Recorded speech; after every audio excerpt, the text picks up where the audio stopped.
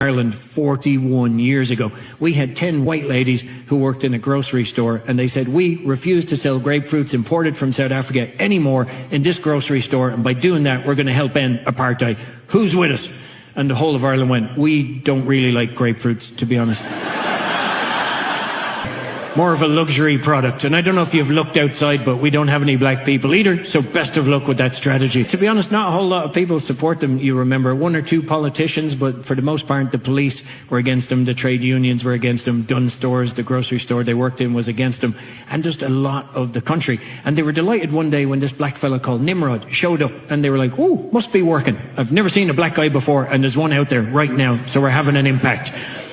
These ladies had never met a black person before, despite protesting on behalf of their rights. And this guy Nimrod said to them, ladies, what you're doing is so potentially impactful, I can't even really properly vocalize it, so I'm just going to stand with you every single day in solidarity until people pay attention. And he stood with them every single day for 6 months, walking 3 miles each way to get there with the ladies, and no one paid much attention at all, to be honest, until it made its way to a rather interesting man, Archbishop Desmond Tutu. Yeah. On his way to pick up his Nobel Peace Prize, was like, I got to meet the grapefruit ladies. And he did. He flew them over to meet with him in London. And because of that, a rather interesting guy in America got wind of it. And he said, I've never heard of a bunch of white people protesting something that affects them so little. This is fantastic. I have to march with these grapefruit ladies. That was Reverend Jesse Jackson, and he did march with the grapefruit ladies. That was enough to get the attention of a guy on his long walk to freedom on Robben Island, South Africa. And he said, once in a while, you hear other people fighting on behalf of you, and it just really inspires you to keep going. I have to meet with these grapefruit ladies. That was Nelson Mandela. And in 1990, he flew to Ireland to meet with the grapefruit ladies. And by that stage, the Irish government had given in, the trade unions gave in, the grocery store, Dunn Stores gave in, and Ireland became the first country in the Western world to ban the import and sale of all goods from South Africa, thereby helping end apartheid with a fruit that we don't feckin' like.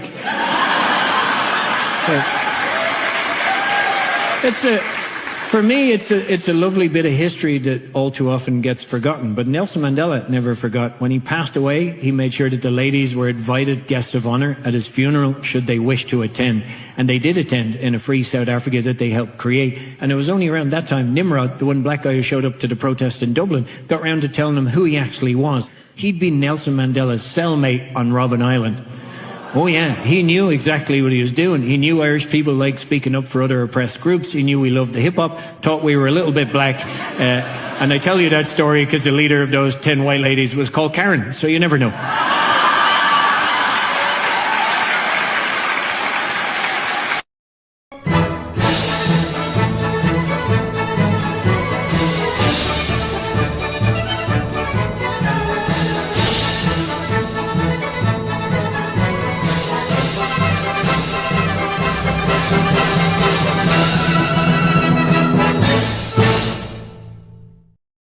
Morning, everybody.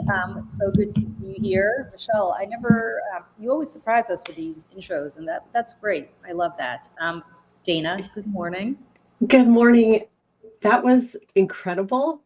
I have such a soft spot for Ireland and Dublin in general.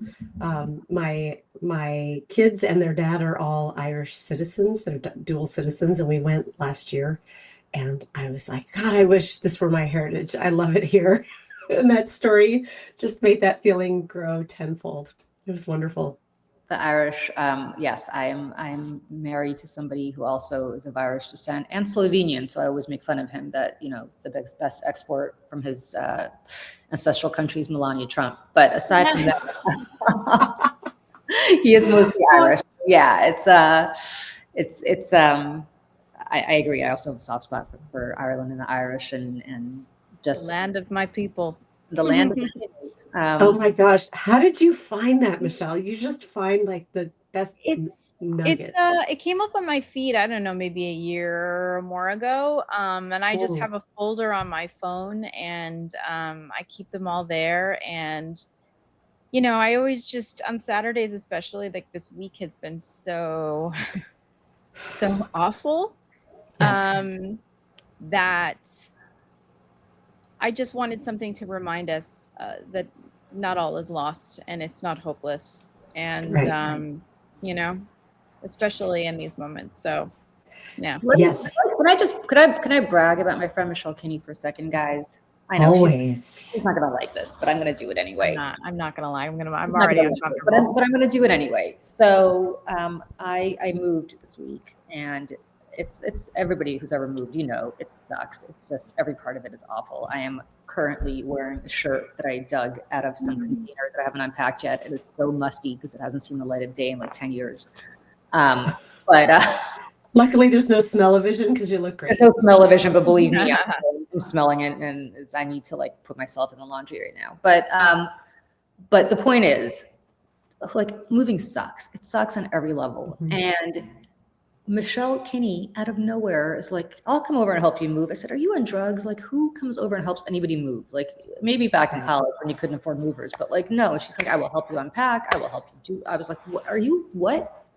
For the last 2 days, Michelle has been over at my house, helping, like, organizing boxes, and I'm telling us what to. Like, I'm horrible at this. Michelle's obviously very good at this. And who does this? Like, nobody does this. So I just might. That lady right there. Like this lady right here, and what a friend. And you guys, like, that's a real friend, because there's 2 things in New York everybody knows: you don't help anybody unpack, and you don't pick up anybody from the airport. Both things are total hassles. Oh my gosh. I'm probably never going to pick you up from the airport unless you're in real trouble. But I told Julie this last night that, you know, when I was moving into my very first apartment, it was the first time I ever had my name on a lease, that I wasn't like living in a apartment with 5 girls or whatever it was. You know, I randomly put a thing on, and I was like really rubbing pennies together to even just make it happen for myself. Yeah. And I put on Facebook, I'm like, can anyone help me move, or whatever it was, on Friday? And randomly, like 5 people I knew, not even that well, like showed up and helped me. And like, this wasn't just, you know, oh, you know, let me help you unpack or anything. This was like, somebody drove the truck, somebody was picking up my furniture, and it was like the nicest thing. And I've always thought about that. And it's like, moving is so shitty, and especially if you got a kid, and like, you know, it's just so, you know, it's like, and I told Julie this too. I was like, you know, it's not my stuff, so I'm not overwhelmed when I go into That's exactly it. You know, it's I don't know what's in them. It's like a nice surprise for me when I open Well, the nice thing is Michelle and I are the same size, and I have all of these dresses from Fox News that Fox gave me back in the day to wear on air, and they're all super short because, of course, a little bit slutty, but not too slutty. Of course, if you've ever watched Fox News, you know what corporate I'm talking about. Corporate slutty. Corporate slutty, right? They're corporate slutty. But the nice thing is Michelle's a few inches shorter than I am, so they're not too short on her. So I basically said, Michelle, once I have boxes, whenever that day comes, just come shop in my closet, because I have nowhere. Not that, like, Michelle, I don't know that you wear them either, because you and I don't go anywhere. But like, yeah. So Michelle's gonna go shopping in my closet when it was all. Love it. Other thing I have to say is, I don't know if people have this when they move. You know, it really kind of makes you take stock of your life. I probably am donating thousands of dollars worth of clothing that I truly, like, pounds and pounds and pounds of clothes that I did not even know existed. Like, they were shoved somewhere in the back of my closet. And then, of course, you don't really focus until you move somewhere. And then you're like, why am I moving all this crap that I don't actually wear? Totally. Yeah. And like, the amount of money that I have wasted over the course of my life on clothes that I probably have never worn is absurd and ridiculous. And I think it's actually making me take stock of my life, to like not just condo the shit out of my apartment, but also to just take stock of like not wasting money on stuff. Yeah. Yeah. Do I really need that? You know? Like, do I really need that? And it's not even a question of money. It's a question of like frivolity. And it's a question, I think, of like, it's also a question of money, obviously, because it's stupid to waste money and stuff. But it's like also just a question of frivolity, and a question of like why? Like, why do we have all this shit? Yeah. We don't need it. Yeah, it burdens us. And I have thought about this with my kids. I have 2 daughters. They're now 18 and 16. So, you know, they love they love clothes and all they love to go shopping for things, and they love to go to the bins. I don't know if you have a bins out there, but it's basically the last stop for Goodwill, where they dump Oh, everything into giant bins and you can buy things by the pound. And Oh, so I like for that. kids without a lot of money, you can get like a giant bag full of clothes for like next to nothing. It is filthy. And I'm not like a germaphobe, but the first time they went, they were pretty young, and I went with them. They went with a bunch of friends, and a few parents came because it's in a not great part of town. And one of my friends joined me, and we were watching the kids shopping these. It's just like troughs of mm. merchandise all mixed together. And my friend was like, I just watched, there was someone like sweeping. I just watched that woman sweeping dump the dirt into the bin. And I was like, you did not. She was like, go watch. And so I did, and she did. She was sweeping the trash off the floor and dumping it in the bins. So that gives you an idea of what this place is like. But I'm bringing it up because I was like, you all are in a phase of life where you are acquiring. You want to have all the things around you.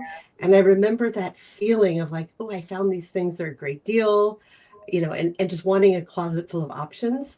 Where I'm in a phase where I'm like, I am overburdened with how much stuff I have, and I want to get rid of and only bring things in when they like are really important.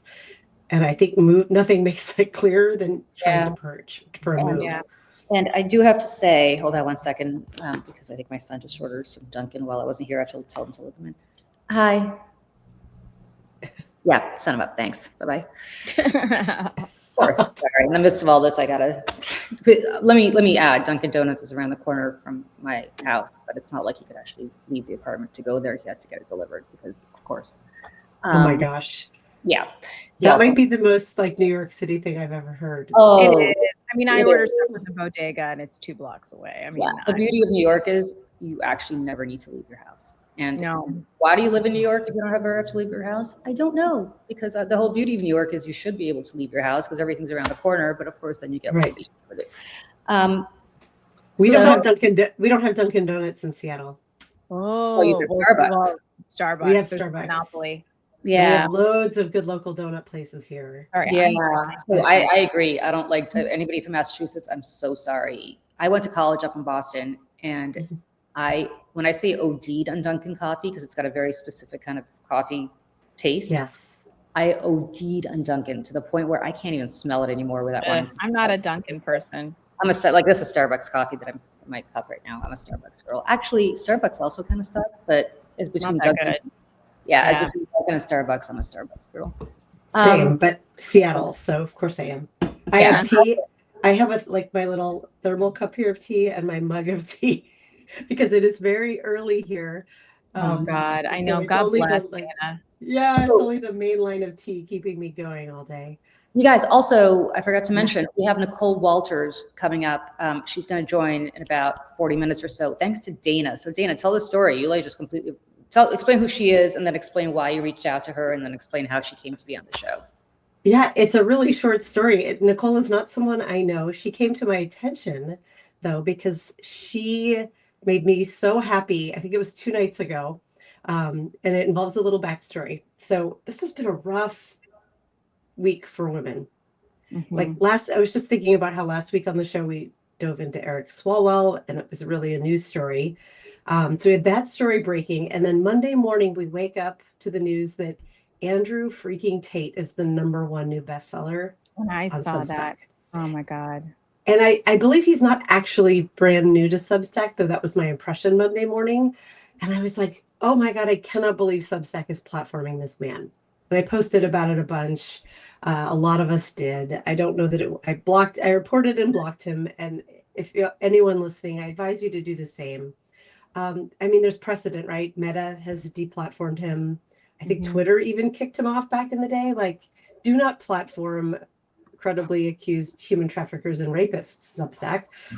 But there he was sitting at the #1 spot for half the week. And he got kicked off the #1 spot by Nicole. That was how she came to my attention. Nicole Waters became the #1 new bestseller, and she posted about how thrilled she was to have so I'm thrilled it was a woman. I'm even more thrilled it was a Black woman who deplatformed Andrew Tate. And explain who she is for people who don't know. Yes, I have dug in. She is a New York Times bestselling writer and entrepreneur. And I have been researching her for this much time because she's just come to my attention. But it looks like she writes a lot about rebirth after divorce and a lot about financial rebirth after divorce. I'm excited to talk to her more to learn about her. But I reached out to her. I'm a complete stranger and just said, congratulations. I'm so happy you did this. It made my week. Do you want to come on my podcast, The Daily Whatever Show? And we 10 a.m. broadcast Eastern. weekdays. Wait, 10 a.m. Eastern, Monday through Friday. Just so people 10. don't know. Yes. Annette and Lawrence Winterman do It's my co-host. a show every morning, Eastern, Yes. 10 a.m. So please watch it if you are inclined. Go ahead. Sorry. Thank you. Yeah. And she was like, how about this weekend? And I was like, okay, well, my show is not on, but I am on this other show called Saturdays for Sanity. And I think you would be a great fit because we definitely want to talk to the woman who deplatformed, or not deplatformed, but unseated Andrew Tate from his #1 spot. I have not looked this morning to see where the rankings are, but as of last night, she was #1. And I do want to hear, how she did it. Like, I think all of us, all the creators here are like, how, Substack is very obtuse about how they pick their bestsellers. We know it's a combination of traffic, visibility, subscribers, paid subscribers, but that secret sauce is they don't disclose it, right? The funny, Yeah. the funny thing about Andrew Tate is he has a ton of subscribers, but very few paid subscribers, which makes me, what that's all about is he just uploaded a bunch of lists. Yeah, Exactly. Yeah. Yes. So it's not like people are flocking to him organically, just for the record, but which is fine. I mean, God bless, but that's just to be clear. It's kind of a bad week for women, but let me just give some hopeful stuff here.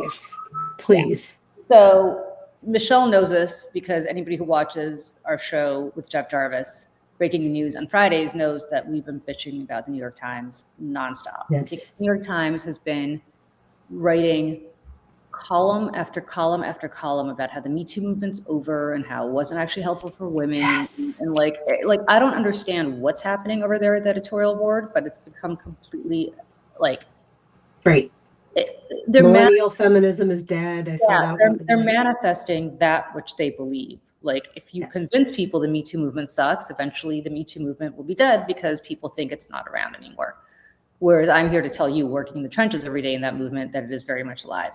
So what I've also been bitching about is that my nonprofit co-founder, Gretchen Carlson, and I, who literally run, I think, the last Me Too movement nonprofit, or one of the few left in the country, have been trying to get an op-ed in the New York Times for years, talking about all the accomplishments of the Me Too movement.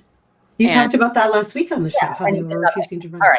We wrote a letter to the editor to basically be like, F you, New York Times. Here's what the Me Too movement has accomplished.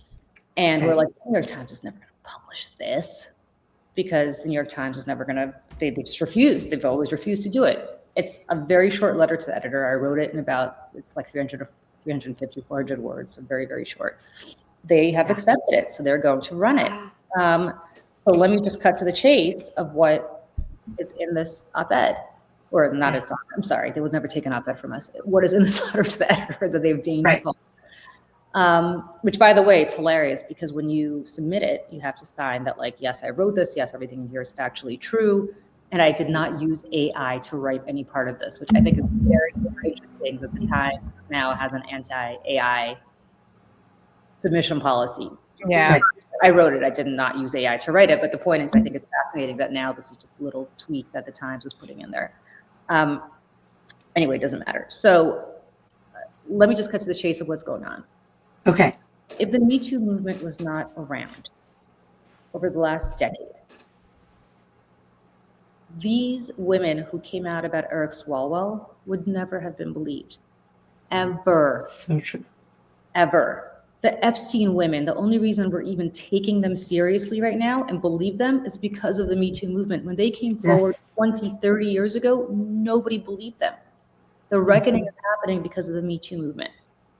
And there are laws that Gretchen and I spearheaded that now allow women to have their day in court and for these cases not to be swept up into the secret chamber of arbitration, that are now helping women come forward publicly in a court of law, that would not have happened if not for the Me Too movement.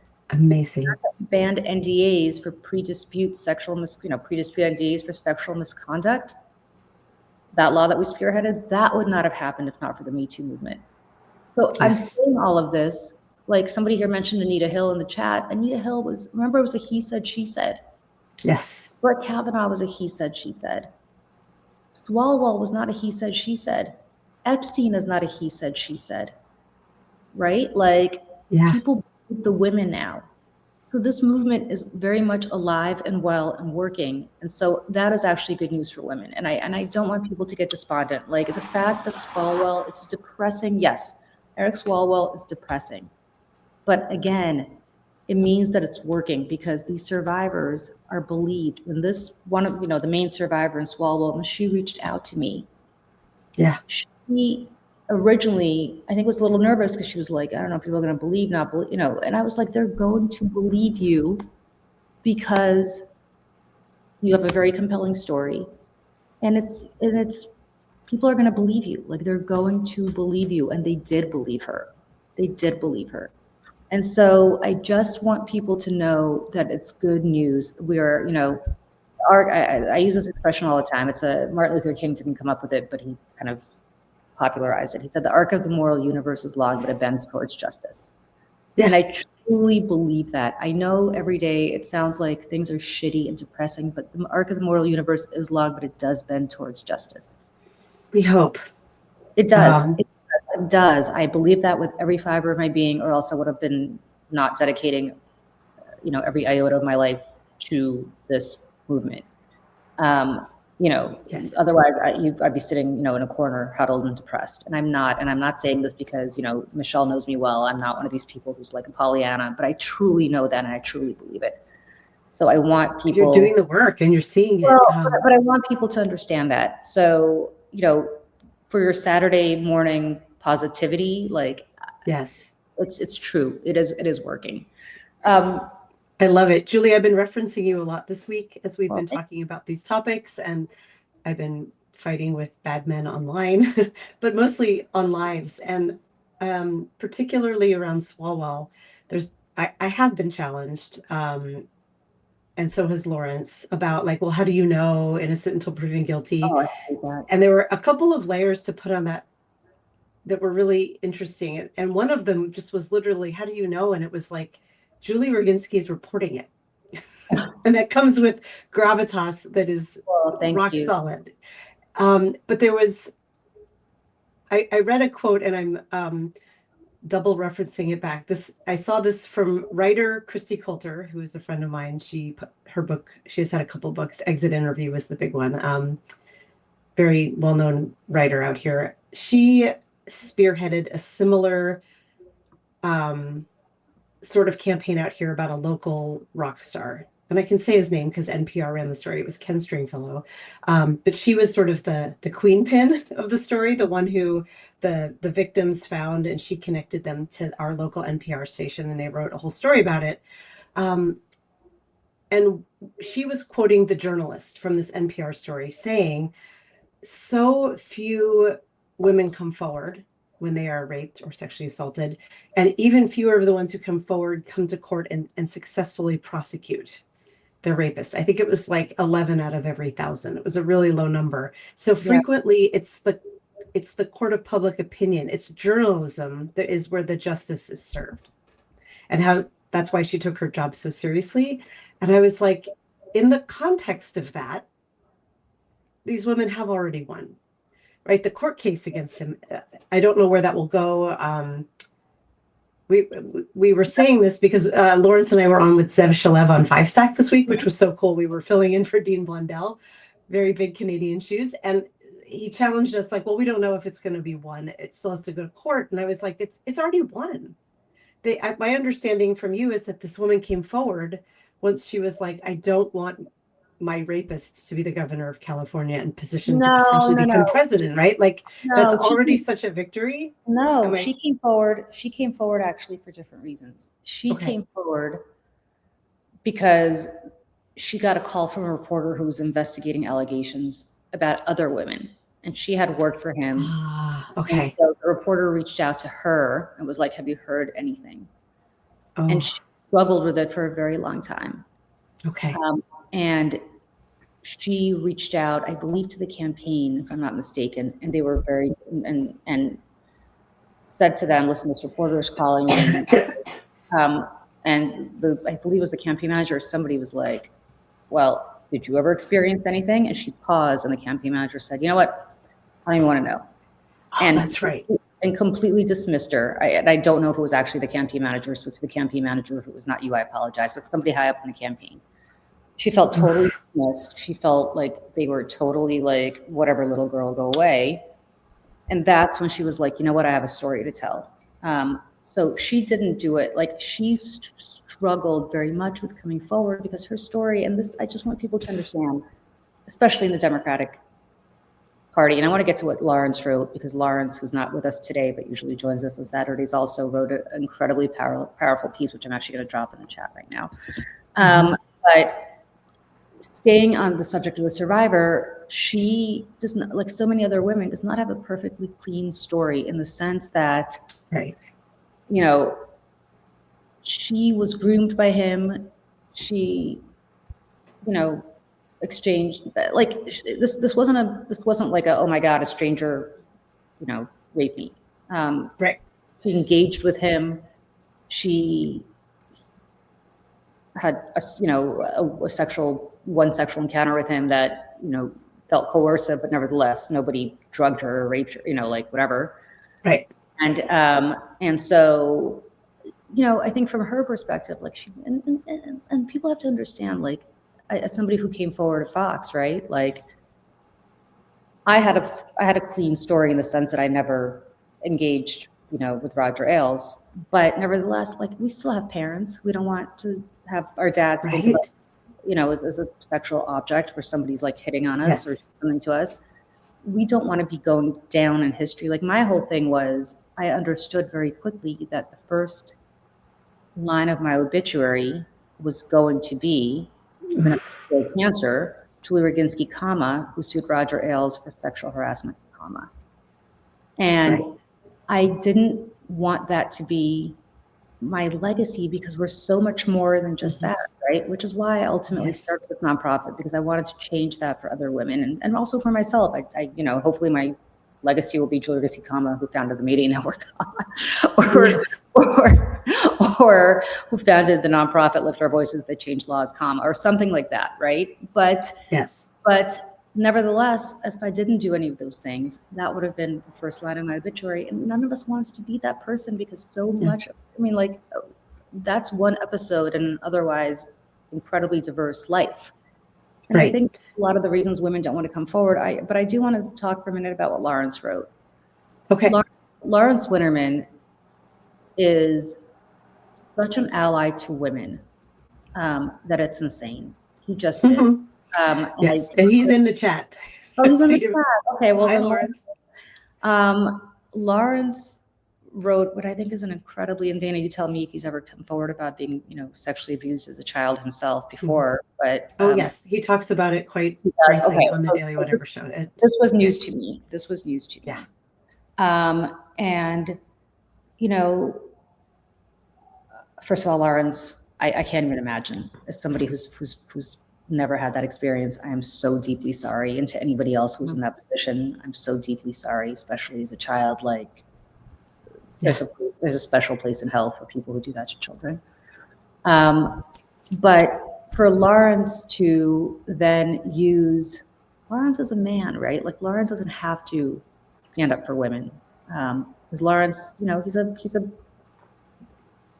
a big guy. Like nobody's gonna hopefully. Right. But Lawrence is also a gay man, and as somebody who's friends with gay men, like I think gay men, especially of Lawrence's age, Lawrence, like we're the same age roughly.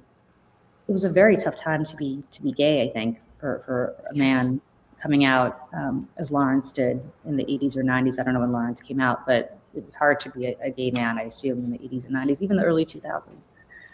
Yeah. Lawrence didn't come out to me until we were in our early 20s. Well, there you go. Yeah. There you go. My best friend, who's also a gay man, did not come out to me until he was in his, I think, early 30s. Okay.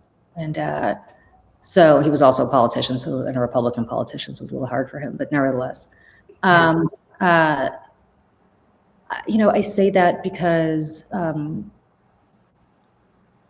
just read what Lawrence wrote, because what Lawrence basically did was go through line by line about what women go through, not just women, gay men and other non-white straight men go through. That's just brutal, and what our society does to people who do that. Yeah. And especially Lawrence, you know, I learned, and this is not my story to tell, Lawrence can talk about it himself, but I mean, I think there's also a hierarchy among gay men as to, you know, in that sense as well. And it just sucks. Yeah. Like people just have to, it just sucks. And what Michelle played, I think earlier, Michelle, is also to that point, like being a Black man in South Africa or a Black woman in South Africa, being a gay man in America or anywhere else in the world, being a woman. It's just tough. It's just tough. It has been wonderful seeing Lawrence especially, and other wonderful men. I see Eric Lola is in the chat, and Frederick Pogue, and Pero. They're ally as well. Yes, Qasim Rashid wrote a great story. Like, to see men behaving in the best way possible during a week when women we're not okay. Like, we haven't even gotten into the whole CNN story about the rape academy, the online rape academy, which is what Lawrence was responding to. Hey, Dana, you're coming in and out for me. I don't know if you are for others. Shoot. I don't hear it. Is it okay now? Is it getting better? Better. Okay. Better. Good. Hopefully, because this is so important that we were on air and someone in the comments was challenging Lawrence of like, well, I believe Swalwell is innocent and he's not proven guilty yet. And the way he unequivocally popped off on this guy and said, no, that's not okay.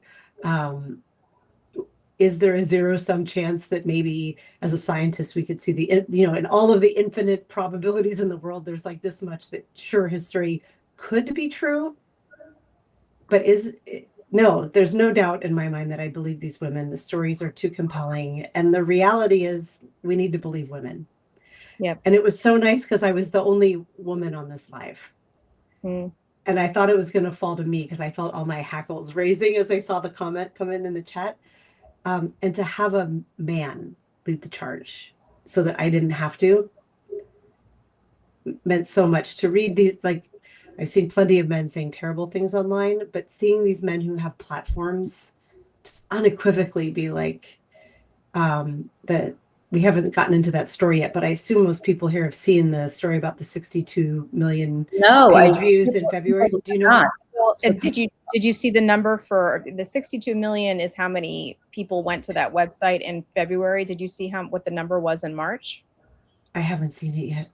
85 million. So what is it, Michelle? Tell people. Okay. Oh yeah. Here, I'll go get the link while you're talking because the story is a horror. Yeah, there is a website where I guess men go to learn about how to drug and rape your girlfriends and wives. And there are already 20,000 videos of this happening. Now, again, like this is women that are already in these men's lives. These are girlfriends. These are wives.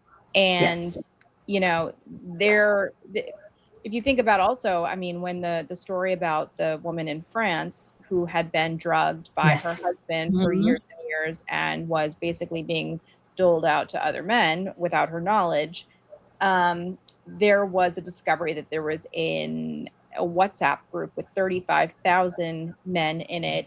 And that was just like hey, tricks and tips on how to drug and do this to women in your lives. your mothers, your grandmothers. I mean that, and so this is similar in that this is a website where people now apparently, you know, there's other things on this website other than this, but like, my God. And that's the Yeah. small detail that a lot of these men in the comments are kind of hanging on to, is like, well, Yes. 62 million hits on this website, but not everything on that website is that. And I'm like, I'm sorry, what? That's it? That's what you have to say? Nothing about That's your the 1,000 videos of men doing this to their wives and girlfriends? You know, which was also like so triggering, like listening to the other, you know, the second, well, I guess fifth Eric Swalwell survivor in Beverly Hills, who came forward and said that he had drugged her and given her a roofie that made her body unable to, so she was totally conscious, except for the time when he was making her unconscious with his hands. You know, she was like, I couldn't move my body or my legs or my arms. And so, and I bring that up because there is this, women are not okay this week, but there is this sisterhood where we're all sort of, you know, Yes. checking in on each other. And one of my best friends, this happened to her. She was roofied in LA. And luckily, one of our college friends was with her, a man. And he saw when she walked out into the parking lot that she collapsed, and he ran to her. And these other guys that had put something in her drink were waiting for her to to go totally, you know, comatose. And he ran to her and grabbed her, put him in his car and drove her home and sat with her for 6 hours while this drug wore off. And she's like, it was the most terrifying thing. She's like, I was totally conscious, but I could not move my body and I could not speak. It was terrifying. And he said, and this happens in the gay community too, by the way, with men. Yes, it does. It does. So it's not just women. It's all, as I keep saying, it's people. It's vulnerable people. I mean, it's, you know, Yeah. and it's just, this has all just been really hard, whether it's yourself or someone you care about, you know. And she said to me, you know, it's important that we remember the good men in our lives who have stepped in to help. Because like, I think a lot of us, especially us three, and you're like, I don't need anybody to help me. I don't need anyone to save me. But in this instance, I have to be honest. Yeah. It is to hear a man speak up in a valuable and meaningful way is like it's just, we're tired of fighting. We're fighting everything all the time. And for just give me to just have 2 minutes where I don't have to, or we don't have to, and you're going to talk to your people. Yes. Like that's exactly it. Yeah. And there's a comedian. He's Scottish. His name is David Sloss. You may recognize him, maybe not. He did a monologue during his stand-up special about this. And I'd actually really like to play it. I was going to play it to open us up, but I thought it was a little bit too So I was I would love to see it. Ladies, but it's a serious subject matter, obviously, but it's going to feel really cathartic because thank God for good men. Here we go. Every single woman who has experience of sexual assault was to go to the police. There are not enough police officers or courtrooms in the world to deal with the problem, and that's not even taking into consideration that the problem goes all the way to the very top. Now, that's not my way of saying you shouldn't go to the police. It's just my way of letting you know how big this problem is. 97% of rapists will not spend a single day in jail. That is a real statistic. That is abhorrent. So how do we fix that? How does society, how do we fix this? How do we stop? The only thing I can think of is it has to involve us. And by us, I mean men. Now, to the women in the room, I know you know this. None of this is new information to you. You've lived your life, you've got your experiences, and your voices are more important and necessary in this discussion than mine. That being said, I would still like to lend my voice to the discussion. And to the men in the room, I want to make something crystal clear. This isn't an attack. I'm not accusing you of anything. And more importantly, I'm not accusing your friends of anything. I'm just trying to tell you my experience, and this is my experience. I knew this man for 8 years, and he did it. There are monsters amongst us and they look like us. If you are sick of the narrative that is currently going on about men, feel free to change it, but you have to get involved. Don't make the same mistake I did for years, which was just sitting back and be like, well, I'm not part of the problem, therefore I must be part of the solution, because that's just not how this I believe, and deep down I know that most men are good. Of course we are. But when 1 in 10 men are and the other 9 do nothing, they might as well not be there. If you think this does not affect the women in your life, talk to them after this show and watch your world crumble before your very eyes. He goes on to say, if no woman has ever told you before, it means they don't trust you enough to share that information with you. And he starts the story by saying that it was a bunch of their friends that had been out, you know, and he's like, one of my best girlfriends. He's like, so what happened after I left? And she's like, well, and he's like, and I leaned in because I was like, ooh, here comes gossip. And she said, and she told him that his best friend of 8 years had raped her. And he was like, and his entire world went dark. And that's what inspired him to tell that story. And he really is. And when he goes on podcasts, when he talks this way all the time. And he's like, I'm talking to my bros here. I'm talking to my men. He was like, you have to do something. Doing nothing is not an option. Oh my God, I'm in love. Be the assailant. Yeah. People in the chat are asking for that link and for his name again, if you have it, Michelle. I will tell you again. I'm sure I'm Daniel Sloss, SLOSS. If you go to his Instagram, it should be there. I mean, it's all over TikTok. Just Google. It's on YouTube. It's everywhere. So go and find that. All right. For something a little lighter, so that people don't hang themselves this morning, because it is Saturdays for Sanity. Yes. I saw Jerry Seinfeld on last Saturday. How was that? It was very. You know what? It was great. So you know my story about Jerry. Did I ever tell you my Jerry Seinfeld story? Did you ever watch Seinfeld? Of course. Michelle, you watched Seinfeld, right? Yeah, I'm trying to remember if I remember. Okay. Here's my Jerry Seinfeld story. So Jerry Seinfeld lives in my neighborhood, and I know exactly. Of course he does. And I know exactly where he lives. Well, actually, everybody knows where he lives. He lives in the Beresford. It's a building on Central Park West. I do not live in the Beresford because I am not that rich, but nevertheless, it is not far. It is not far from where I live. And he's lived there, and he's lived there for decades with his family. And I have never seen Jerry Seinfeld out, ever, and ever, which is like whatever. It's kind of weird. And yes, it's the Babka story. Yeah, the Babka. And so I, maybe about 5 years ago, am walking near Lincoln Center, or anybody who knows New York, which is also in our neighborhood. And I pop into a store, like a bakery, which I typically never pop into. And I see that they're selling chocolate babkas. And I was like, I haven't had a babka in 30 years. And I'm like, I think my husband might like this. So I purchased the babka. And all I can think about whenever I hear the word babka is, of course, the babka, the babka episode from Seinfeld. And I am literally carrying this babka because in New York, you have to pay a little extra to get bags. So they're like, do you want a bag? And I was like, I'll just carry the babka without a bag. So I am literally carrying this chocolate babka, which, as we remember from Seinfeld, does not take a back seat to any babka, because they wanted the cinnamon babka, but they had to settle for the chocolate babka. Does not take a back seat to any babka. And I'm literally laughing. So I'm like, the word babka, I'm automatically associated. It's a funny word. Yeah. It's a funny word, but I also associate it with Seinfeld because like whoever buys a babka, right? So I'm walking past the Empire Hotel, and there is which by the way is where I got married. and I'm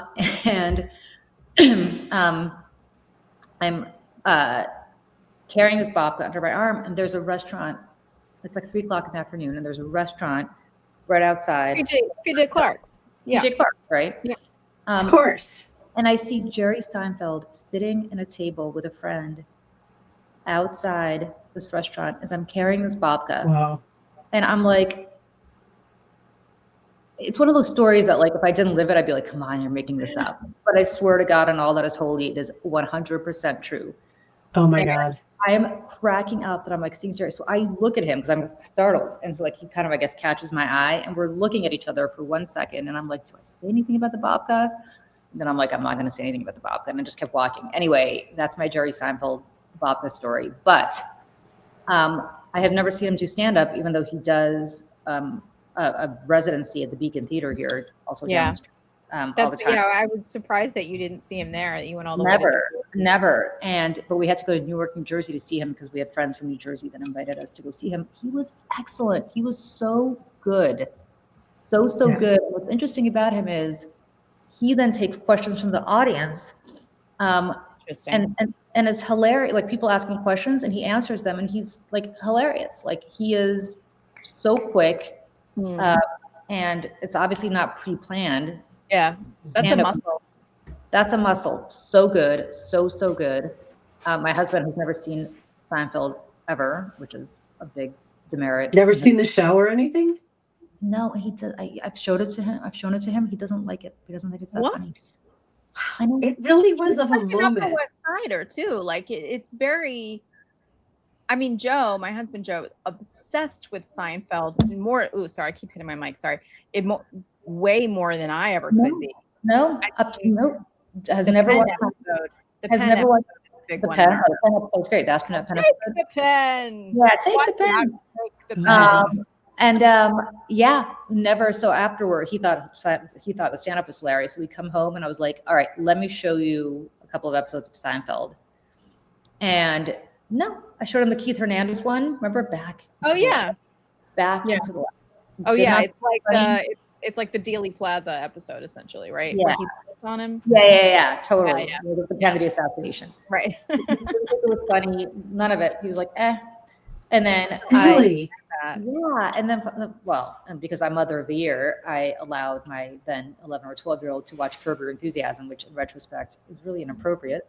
Yeah, and that's like HBO Seinfeld. Yeah, and then my husband came home as we were watching this. He's like, "Are you on drugs? Turn this off immediately! Like, why are you showing this kid like the Palestinian chicken episode?" Where she's like literally having like violent sex with a Palestinian who's like, "You dirty Jew!" Like this horrible episode. I don't know if you ever. Because nobody makes I've like not seen more. I don't know. It's like purposely uncomfortable. Yeah, it's like awful. That are like offensive, but in a purposeful way. Than Larry David. And you know. Yeah. My son's still pissed off at my husband because I was like, you're right. This is really inappropriate. But anyway, he did not turn it off in the middle of the episode. Yeah, he did not think Curb was hilarious. So yeah, but nevertheless, we had a good time. Seinfeld was great. He was really, really good. And I've heard he's not a particularly nice guy in real life, though. I've heard he's a real jerk. Yeah, as opposed to Larry, who I think is actually a good guy, from what I've heard. Larry David. Yeah, because that's Larry. That's him. Yeah. Larry David is Larry David, and I think that Jerry Seinfeld is. He's just more. He's kind of like cranky and ornery, and he's like, "Get these kids off my lawn," kind of energy. Doesn't want to be bothered. Don't talk to me. You know what I mean? Which is interesting. I feel like, I mean, in New York City especially. I mean, you see celebrities and it's like, whatever, most of the time you don't see them bothered. No one bothers them or anything like that. But I think that if somebody did say something, I've waited on a couple of famous people when I was a waitress, but I said something to one of them. Who? One of them was Nick Lachey, which I did not say anything. Lachey. Nick Lachey and his wife. So famous? Well, he's like, Nick Lachey, I don't know. And he used to come into our restaurant all the time. Okay. And it was like a barbecue restaurant. I was like, why are you eating here? Like, it's not even that good. But the other one, do you remember Dina Carter? No. She sang Strawberry Wine. She's a country singer. No. I don't know her. Oh, well, anyways, I talked to her. But other than that, it's like, you either pretend you don't know who they are, which I did with Matthew Broderick once. I was like, who are you? I don't know. Oh my God. But, I don't know. You just see people and they're just normal people.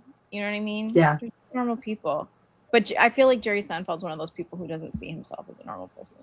He's like, I'm Jerry Seinfeld. He basically acknowledges that, right? He's like, he was talking about how they went on vacation, the family goes on vacation. He's like, it is exactly this type of vacation you would envision really rich people going on. Like he's very self-aware. He's like a character on White Lotus.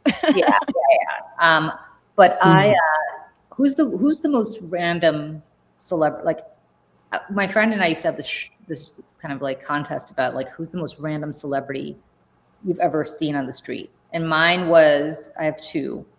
One was Carrot Top, which I was like, oh my God. Oh my God. God. It was in the village, and I was living downtown and then in the village. Carrot Top. Carrot Top. And one was, who was Tony Soprano's Russian mistress? Did you watch The Sopranos?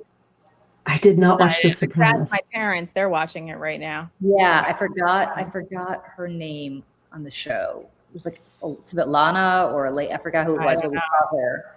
She was very pretty. But Carrot Top was like, we're I haven't heard that name in a very long time. There was a guy from The Sopranos who's like kind of tall and lankier and had white hair. And I think he's the one who gets run over by a car in that last episode. Oh, yeah. The rival bomb, yeah. Yeah, I remember we were at a party once, and he was there, and he kept going up to my friend and going, "Gorgeous, gorgeous. What are you doing later? What are you doing later?" I was like, what is happening? He's like 50 years older than us. You know who we used to do shows with on Fox all the time because he was a big Trumper before Trump was even a thing. Ugh. Oh my God, why am I blanking? I love The Sopranos, but I don't know why I'm forgetting their names. He's on The Sopranos? That's surprising. No, it's not surprising. Who was the guy who was married to Ginny, who was the really obese wife? I don't know. The other mob. He ended up going to jail on the show. Anyway. I haven't seen it in so long. And whenever I saw Little Steven, who was on The Sopranos at the time also, on the street, and Little Steven was awesome. He was like, everybody's like, "Hey, Little Steven." He's like, "Hey." And so I said to him, "Hey, I ran into Little Steven at a takeout at Lenny's, which is a chain like like a sandwich place. Place. Yeah. And he's like, he's gotten really big, hasn't he? He's gotten really fat. I was like, oh my God, why are you trashing Little Steven, dude? Like, so like, rude. He's in the E Street Band. Like, are you on drugs? Like, he's both in the E Street Band, the greatest band, one of the greatest. Oh, yeah. Of all time. Yes. But no, this wasn't Little Steven. This was somebody else from The Sopranos that I was talking to. But I said I ran into. The guy wears the headscarf. Who's in the E Street Band? Yes, Little Steven's awesome. Little Steven's the best. Yeah. I'm talking about this guy who was on the show on Fox with all the time, whose name I just cannot remember right now. But I have to look this up. Fox seems like such another universe of just Stevie Van Sant. Yeah. No, not Little Steven Van Sant. But hold on a second. Hold on. Johnny Sack. That's who it was. I was on with Johnny Sack all the time on Fox. I forgot his real name, but Johnny Sack was a big Republican, and Johnny Sack trashed Little Steven to me. If you're watching Johnny Sack, yes, you did. Don't deny it.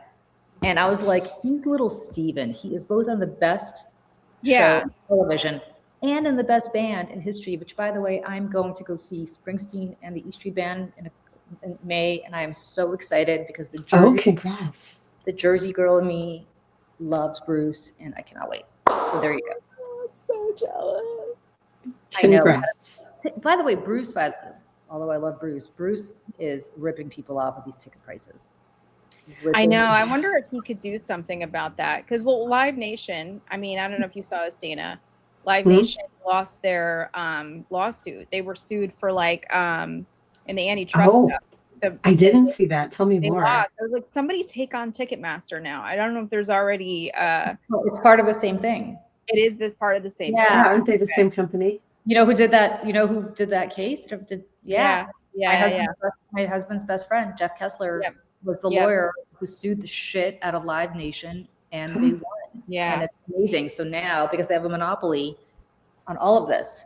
Yeah, and Dana, were you a Nirvana person? I mean, you're. I do love Nirvana. I moved to Seattle in 1996. So I got here after. Just post grunge. Yeah. He died in 94. I remember that, yeah. But I mean, I remember hearing Nevermind and just I have a couple of stories about the first time hearing that. And I have a few deep regrets about concerts that I skipped because I was like, whatever. And my biggest one is when Nirvana was touring Nevermind. I was in grad school in Nashville, Tennessee. And the closest they were coming through on that tour was Atlanta, which is a 4-hour drive, and you have to go over the mountain pass. They were touring with the Breeders, who I loved. Especially back then, they helped me survive grad school in Nashville, Tennessee. But I had a test coming on exams, and I was like, I'll catch them on the next tour. Oh. So I never saw Nirvana. That is such a Bummer. heartache for me. Well, it made me think of there's this old interview, obviously old Yeah. because he's no longer with us, with Kurt Cobain, and he's being interviewed about ticket prices. And somebody said something, and I mind you, obviously it's the 90s, but he said something Right. about like $70. Would you pay $70? And they were like, $70? We would never charge anyone that much. That's so much money. And they were just saying like how people were getting greedy with ticket prices, and they're like, no way, no, that's insane. Everyone should be able to come to our shows. Like, you shouldn't have to be rich. And it was this, and I like Kurt Cobain, excuse me, Kurt Cobain was ahead of his time in so many ways. Oh my And gosh. Yes. Smart guy, and it's really unfortunate what happened. My mom, sorry, just really quick, my mom sent me a couple photographs just now. I'm just going to throw up on screen of Steven Van Zandt. That he was performing at the same concert as me. Hold on, Nicole Walter entered the studio. Let's bring her in. Excellent. And also, Michelle, I love your mom. I don't see her on screen yet. Just FYI. Okay, yeah, she's not on screen Let's yet. give her a second. Yeah. So here it is. There's Steven Van Zandt there. And I believe, I can't remember his name. I think he was in the Rascals, I think, the guy on the right, I think. But then that's another Donnie Kerr on the left. But yeah, that's him. And Steven Van Zandt. He was performing the same thing. And my mom just like randomly sent me those two photos of it that she took on her like throwaway camera or something. I think we should add Nicole in and tell her she's not on screen. So let's do that now. Yeah. Okay. Oh, I'm excited. Hey, I also wanted to. Nicole's also not hearing us for some reason. Yeah. Okay. Oh, StreamYard. Yeah. All Let's right. take her out, see if we can like send her an email. Yeah.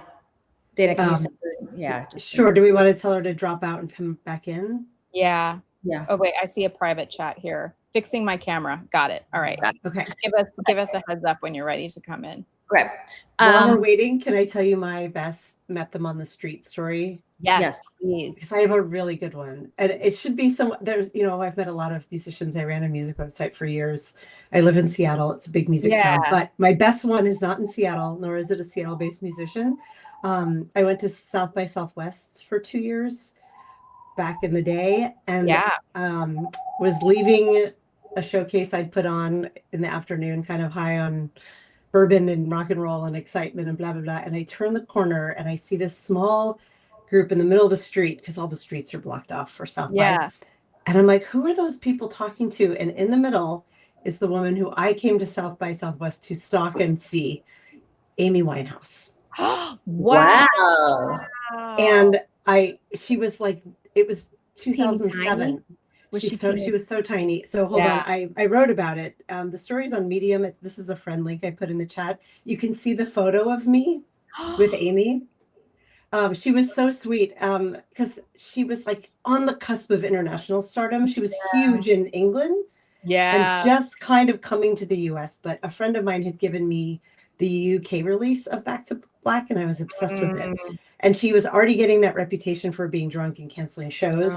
But I saw her there twice, and it was like transcendent. I mean, she played with the Dap Kings, the late Sharon Jones's band. And they were just like in these tiny rock clubs. That album had me in a chokehold. It still does. Like, I listened to it backwards and forwards. I mean, that was right when we had the iPods for the first time too. And I remember just being able to like go back and listen to it over and over again when I was like on the treadmill or something. And like, man, you were going through a breakup or something and you had that album on. Woo, girl. So the good. Best. So and good. So do you like Ray? I don't really know Ray that well. I probably should. She's like, so I feel it's funny. I was telling one of my best friends who happens to also be a wonderful gay man who stands up for women, I told him about Ray, like, I don't know, a couple of years ago. And then maybe a year and a half ago, he's like, have you ever heard of Ray? I was like, bitch, I told you about her. I was like, I told you about her first. And he's like, I'm going to see her in London. And then a couple weeks ago, he, I don't know, took a gummy and decided to buy tickets to go see her again in London. I was like, who my God. buys tickets? He's like, I'm childless and gay and I have, you know, disposable income. I was like, you know what? Right. Work it. And he's like going by himself. He's like going Oh by my gosh. himself to London to just go see her. And she has this amazing song. If you guys haven't heard it, it's called Where Is My Husband? It's the catchiest song, and she performs it with an entire full orchestra, and it's incredible. It's incredible. If we didn't get a copyright strike, I would totally play it on here. I have it pulled up to play when we get done here. Yeah, so her performance on the Graham Norton show. Yeah. The best. Okay. Do you watch Graham Norton? I think a woman who has experienced of sexual assault was go to the No, remove. I don't know what that was. What happened? What happened? I don't know. I don't know what happened either. Can you? I don't know. Julie's on the phone, so she's muted. I think traveling, like music, is one of the best excuses to travel. I agree. Totally. All right. I definitely want to be your friend. Task Rabbit here, which was to come at 11:30, but he came early, so I told him he can't come up yet because we're doing the show. Womp womp. All right, but Nicole is here. Excellent. Bring her on. I'm going to do this. Hello, Nicole. Hi, Nicole. Hello, everyone. Can you guys hear me? Yes, we can. Fabulous. Oh, I feel like I should adjust my ratio so you guys can see like my whole head. Hello. Right. There's always the adjustment when you first come on. Oh, You no, have to, like- sound. We can hear you. I can hear you. I can't hear everyone else, though. Can you hear me? Hear Yes, there it is. All right, perfect. We are so glad to have you here. I'm Julie. To your left is Michelle. To your right is Dana. We are so thrilled. Well, for a number of reasons. First of all, we're thrilled that you dethroned Andrew Tate. Yes. I love, like, every part of that makes everybody's heart here happy. Oh, Yes. it was amazing. There's actually like nuance to it that's even better. So Please. when Please this tell whole the thing story. happened, you know, I wake up and first and foremost, am I going back to move forward? I mean, we all know Andrew Tate came to Substack and we were just like, why is he, first of all, why is he even in existence? Right. You know, Right. like just to begin with. But when he came to Substack, I remember seeing him top new bestsellers, and I'm really new to Substack. I've literally been there for, I think, 19 days. Right. Oh, wow. And I see that he topped it and I was like, oh, hell no. Right? Like, just, oh, hell no. Like, because he thrives off attention. He thrives off visibility. And it was an ill-gotten win. Like, you uploaded your email list and called yourself top of anything, which, apropos, that's very much his move, right? Like, I'll just say it is, and then it is so to my 13-year-old boy followers. Y'all, when I saw this, I said, if there's anything I can do, I was like, I have got to write something that is super hot fire, activate my people. We need to do something. And then sure enough, the next day, I saw that, you know, we'd unseated him and he'd gone down to like 4 or 5 or something like that. And I was like, and so it wasn't just me, but, you know, like we stood, like everyone collectively sufficiently pushed him down. And it was a beautiful thing to know that, while I don't love that he knows my name, I love that he knows my name. Yeah. Remember my name, by the way. I mean, every part of this is amazing. We love that it was a woman. We love that it was a woman who is over 40, which all of us are. Yes. Says, like, screw him and his incel weirdo, like, all the bullshit. And it's like, racist oh, wait, do we bullshit, curse like- here? Okay, we curse. I was gonna say, no, all the bullshit. Like the fact that I'm black, the fact that I'm a woman, the fact that I think I'm still hot. So as much as he wants to say like, oh no, you're gonna be some washed up, you know, woman who's out there working a job, like, sir, I'm I consider myself medium famous. I'm not famous, so I'm medium famous, right? I am the antithesis of everything that he claims doesn't exist. Yes. And there's no way you're coming for me. Sir, I've had TV shows where you haven't. I'm a New York Times bestseller where you're not. I'm Emmy nominated where you're not. I have 4 kids, 3 of which I adopted, 1 of which I had biologically. Like, please try me. You know what I mean? Like, what is it? Oh my God. I'm married. Like, I'm super hot. Well, black don't crack, and also strategically placed Botox. This is what it gives. But thank you. So it's like, I would love for him to try to say that, you know, women over 40s, I'm on that millennial zennial line, you know, and try to tell us that we can't be successful and do the thing and be smart and capable and have incredible marriages and all of that. And the article that unseated him that I wrote was all about disclosure from a SA situation that I went through and overcame within my previous marriage and divorced my ex-husband. So the very thing he promotes, sexual coercion, violence against women, all of that was the very article that unseated him from the place that he had and kept me there for a full week. So, I mean, love over hate any single day. And I pray that little foreskin looking man, you know, is miserable every single day of his life. I can't stand him. I can't stand him at all. Like, I can't even. Man. He's insecure. He's immature. He's violent. You know, it's just, they're all in this like regressed teenage state forever. And I hate that they even got visibility. So I don't understand. Like, last I checked, Andrew Tate was imprisoned in Romania for like trafficking. What is he doing hanging out in Florida now? Like, how is he outside? I know. Isn't that a Trump thing, I you thought we were guys? trying to catch the criminals. Isn't that what they're saying? Right? Yeah. Right. Like, I don't think enough attention has been paid to this. Like, the Trump administration literally told him that he could come back, like pressured Romania to let him come here as he's like awaiting trial over there. Like, and nobody's talking about this. Like, and we had a UFC fight this last week when Donald Trump and Guy Fieri, I don't know if you guys saw this, Guy Fieri from the Food Network, like there was an iPhone video and he's shaking his hand and going, "Oh, I love you guys," to Andrew Tate. Oh, yes.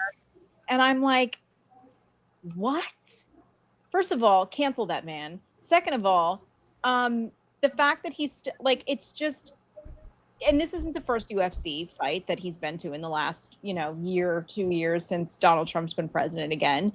Why is he being not only just allowed, but welcomed by this manosphere? You know what I mean? Yeah. And by Substack, like, we're all on Substack, but like, why is he even, like, at which point do we just stop allowing people who are literally rapists and traffickers of women?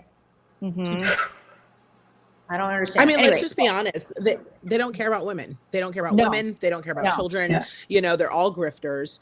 You know, like it's, and what's sad is their prey are on people who don't know any better. You know, and I mean, I'm not saying washing. Do you know what I mean? I'm just saying that there is an IQ intellectual variable that exists, and we're just gonna call it what it is. You know, and the level of understanding when you have the average reading level of the average American between 4th and 6th grade, you know, it is specific prey, and it's dog whistles. You know, if you listen to every other word, it feels like you really understand me, you know, and that selective listening is very much where we are today. And, you know, as I flew back to Georgia in November of 2024, not 8 and some change months pregnant at age 40. So I technically shouldn't have been on a plane just to be able to vote because they lost my absentee vote.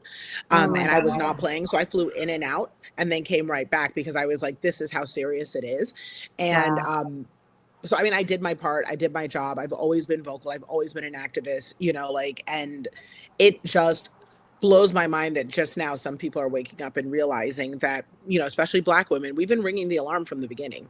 We've been saying, hey, when you don't pay attention to what we say, like, for instance, you know, during the whole Black Lives Matter, racial reconciliation, whatever moment of 2020, when that happened, we were saying, look, if you get comfortable with people, citizens, humans being killed in the streets, your turn will come next. And that is the whole argument we were making. And unfortunately, people could not understand that, or they couldn't get past the Black label over it to understand that Black women are always talking about rights and advocacy for all of us. Because we know that if in a world where a white woman is killed in the streets, when a white male nurse who works for a veterans administration is killed in the streets, we are not safe.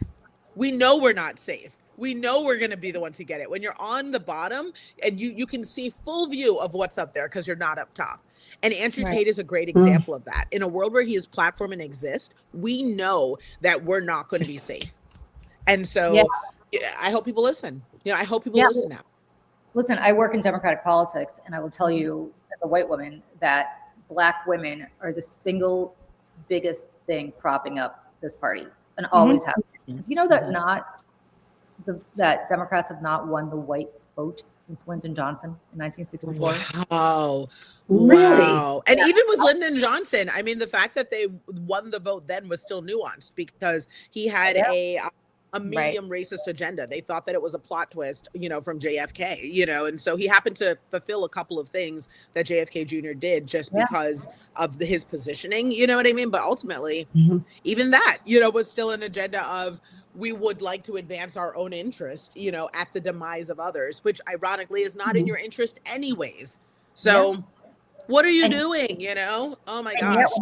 Yet when a Black woman runs for president, it's like, oh heavens to Betsy, we can't. No, this is going too far. Like, what the F? Like, the notion. Look, when a white woman runs, it's like the notion, and getting to this point where, I had a video go viral recently where I got a comment on my Instagram from this guy who, like, because I'm in a space right now, like I've never been like this before, but I think everyone understands, you get over 40, you go through perimenopause or actual menopause, and my ability to tolerate shit is so, don't even spell my name wrong at Starbucks. We're gonna have a conversation. Do you know what I mean? Like, the fucks are not in the room with us. They've never existed. I cannot locate them.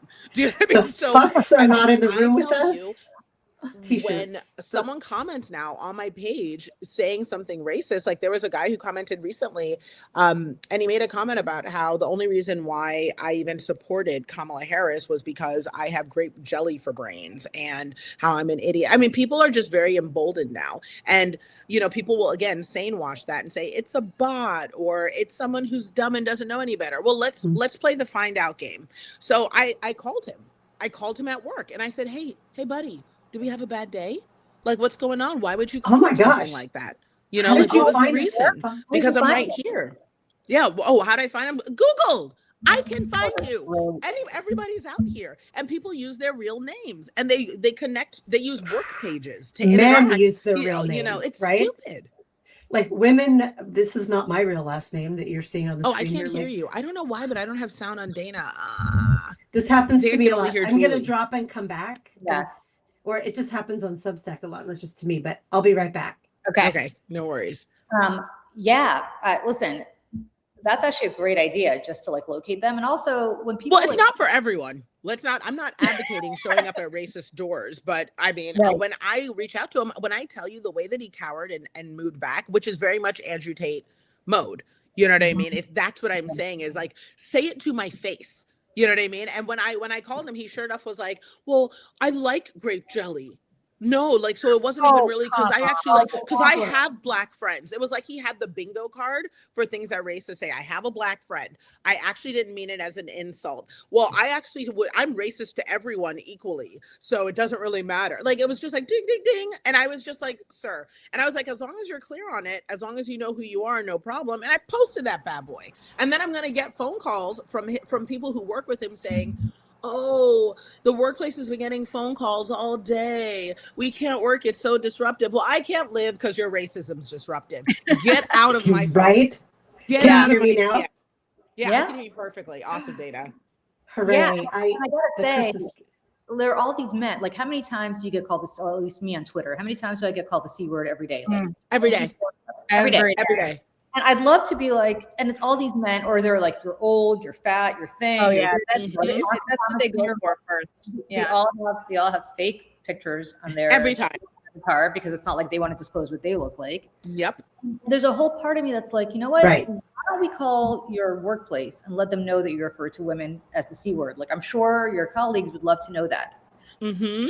And absolutely. Yeah, there's such a sense of impunity about this kind of way of treating women online. And it's like, you're absolutely right. The racism, the misogyny, Yes. all of it, the constant like focus on looks and the constant focus on what you look like and the ages and all this bullshit. And you're like, yeah, okay. Unless you're Kim Kardashian, and even they're going to comment on the way you look. Like, there's constant bullshit from these men who are like, really, let's see what you look like in real life. And also, like, as if our looks are all, the fact that you think that my looks are the only value that I offer to the world, you're crazy. And make no mistake, there's not a single person on this panel that's not hot. And even if you try to say that we're fat, all I hear is that we have ass for days, okay? And in my culture, this is a good thing. Okay, so I'm like, I'm like, you're coming for me for things that aren't even my insecurity. You know what I mean? Tell me that I don't know how to sort my laundry correctly. Maybe you'll get some tears out of me. Okay, I'm working on it. Like, come for something that's a real area of insecurity, but telling me I'm not hot, you're wild. I look so good. Like, you are absolutely delusional. Like, you need to go get your eyes checked. I hope you have insurance coverage. Because you do look amazing. I know. And it is a wonder. Yeah, being told how is it okay if I say it, drop an F-bomb here, ladies? Yes, please. I think it's okay. Yeah. Are we? Yeah, being told we're unfuckable by you, sir, is not a problem. Yeah, like, no. You couldn't even. Right, you could not.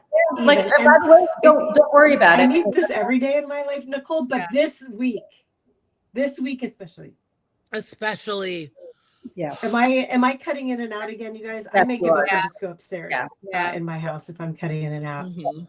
We're gonna. But very much the truth. I think that there's this concept that, again, we're only reduced to what we can do for men, or that you know, our value is positioned next to our desirability, you know, and that those are the things that, when it's like, I understand it's all a result of the fact that we have, as a collective, said, yeah, we don't even really care. Like, we just don't care. You know, like, there's nothing scarier than this whole generation of millennials that have grown up on the internet and are now entering with our voice, specifically with a very simple message. We don't care about you. The male gaze is not centered anymore. That is terrifying to them. Yeah, and we don't need you. Well, we don't need you to provide for us anymore. At all. Like, we need you to show up with emotional strength and to have interests and to be kind. Yeah. And still, the bar is failing. Right. The bar is so low. It's so sad. And it's sad also because when you think about it, you're like, you know, what we're asking you to show up with, like, this idea that all we want are rich, muscly, like, you know, the Andrew Tate trope, right? It's 6 foot, muscly, 6 pack, 6'6" guys. Well, I don't even know where the ethos went around that, you know, women only like tall men. Like, there just aren't even that many. Most of us are married to a guy who's between like 5'6" and maybe 5'11". You know what I mean? Like, I don't even know. So it's like weird because I'm like, you guys are so obsessed with yourselves that it's actually like Ouroboros, like bastardizing itself. It's incestuous. Like, you created these parameters that we don't even care about that are now eating your own parameters while we're over here literally eating lemon bundt cake and cackling, you know, over books and reading Glennon Doyle. Like, what are you even saying? Just read a book and maybe you'll be good. Oh my God. Speaking of cackling, can we talk about Caitlyn Jenner for a second? Talk about FAFO. Yes. Yes. Caitlyn Jenner is bitching and complaining because she can no longer travel internationally because her passport, when she renewed it, came back with an M for gender, male, because that was she was assigned at birth. Oh, I'm so sorry, Caitlyn Jenner. Did you fuck around and find out? Literally. and yourself to the wrong road. Right? This is what she said. This is a safety factor, okay? I can't travel internationally anymore. I don't blame President Trump. I love him. But for a lot of people, this is a huge issue. I don't blame the person who did this. And then this is what I told her. She said she left a note for Trump with the Secret Service when I was visiting Mar-a-Lago 2 months ago, but still hasn't heard back. Oh, really? Oh, yeah. That's possible that he used you for his bullshit and now doesn't give a shit about you anymore, Caitlyn Jenner. Like, this makes my heart sing. I feel very sorry for every other person in the situation except Caitlyn Jenner. Don't I feel actually sorry. think this fits into a 1,000%. nice, clean little category, Yeah. not just the FAFO category, but the pick me category, you know, Mhm. where you've Yes. got this whole contingent right now that is trying to appeal to this demographic that never liked you. So the idea that you're reaching out and, you know, you're saying, hey, I'm Latin and I realized that you deported my spouse and you said you were going for criminals. I voted for you, help, you know, or the Candace Owens of the world who are Yeah. realizing that the Oof. one grift didn't work, you know, and so now we're shifting to another grift, you know, where we're going to criticize this way. You know, it's of the same contingent. And the thing about it is I can criticize Caitlyn Jenner without dead naming her or misgendering her, right? I can still say Yes. that what she's doing is damaging, it is harmful, it is disrespectful to the people that she could actually be a champion for. She can go into rooms that other people cannot.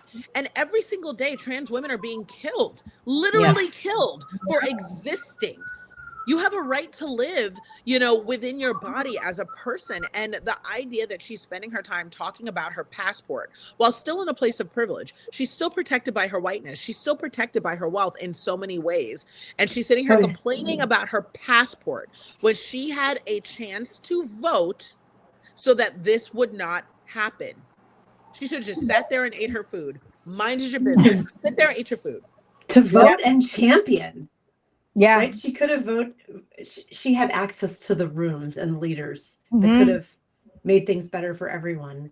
And she's still Yeah. defending them. She's Because I really believe her whiteness superseded everything else. I think she said, I am protected because I'm white. And it also gave that she's Yeah, basically the like celeb. finding out And what the it's money. like to be marginalized and to be a woman. Like you're Yeah. getting the full experience. Welcome. The trial period is over. You're getting the full experience of what Yeah. it's like. Right? This is what it is. They don't And listen to us. They no. don't care about us. They're violent. Here you go. And the fact I am that going to drop and log in upstairs because the connection is driving me crazy. I'll be Okay. back in like 3 minutes. Oh, I'm going to miss you Okay. guys. But I'll Okay. catch up when I get back. No problem. And I gotta go in a minute because my task rabbit is here. But I will say this. Sorry. Real life. It's like I literally moved yesterday, Nicole, and so I need somebody to come. Yeah, I know. I'm literally sitting here surrounded by boxes. So But I love that the first thing I see are books unpacked in the back. Like Yeah. it says so much about who you are. it's all books. But anyway, so the point is, we also want to talk to you about your incredible. First of all, I love the fact that you own all the success. Love it, love it, love it. Women need to do We it more should. often. They want us to be embarrassed about it. They want to be They want embarrassed us to make it Or to be trope, a humble. narrative that's, Like, that we yeah. don't have it. We do. Terribly You're humble. not. You got divorced. You I did. totally recreated your life at the age of 40. You adopted 3 kids and had your own biological kid after 40. I love every part of this. And then you're telling other women how to manage their money and basically like own their financial power. Like, speak, go. Yes, yes. I mean, I think the biggest thing that I always say is like, I don't advocate for billionaires. We don't need more billionaires. That is just the reality of it. But what I will say is that money, the intention of money is to give you options. It's not so that you can cause harm. It's not so that you can be out in the world doing terrible things. But I absolutely believe that there are horrible people who have money with no intention for good. Money is good in the hands of women because we do good things with our money. We give it back to our children. We give it to our communities. We take care of ourselves in a world that doesn't take care of us. And so I am a huge advocate for women having money because we know how to use it for the greater good of all of us. And so, you know, that's where I come from. Start that small business, monetize your side hustle, ask for more money at your job, get paid, because the shame that goes along with it, you know, is by and large part of this systemic issue to keep us oppressed. And we have the power to help each other to get out of it. Yeah. I feel like we've been told our whole lives. Oh, sound is out. I can't hear. Can you hear her, Julie? Oh no. Can you not hear me? I can hear you. Yeah. I don't know. It's on my end then. Yeah. Oh, bummer. Well, I was going to say we've been taught our whole lives to kind of, it's rude to talk about money. Don't talk about money. It's rude to talk about money. And I feel like that's held women back from actually having conversations about financial freedom. I think it's oh. Now it's just the two of us and I can't hear you. That's the problem. Well, then you guys can listen to me talk to my task rabbit guy.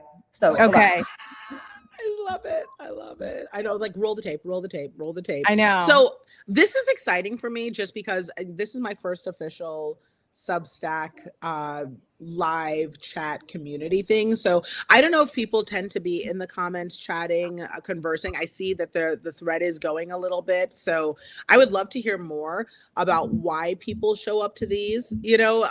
Tell me in the comments, write and say, why do we like the community? Why are you here? What are you learning? Because then you can get me up to speed.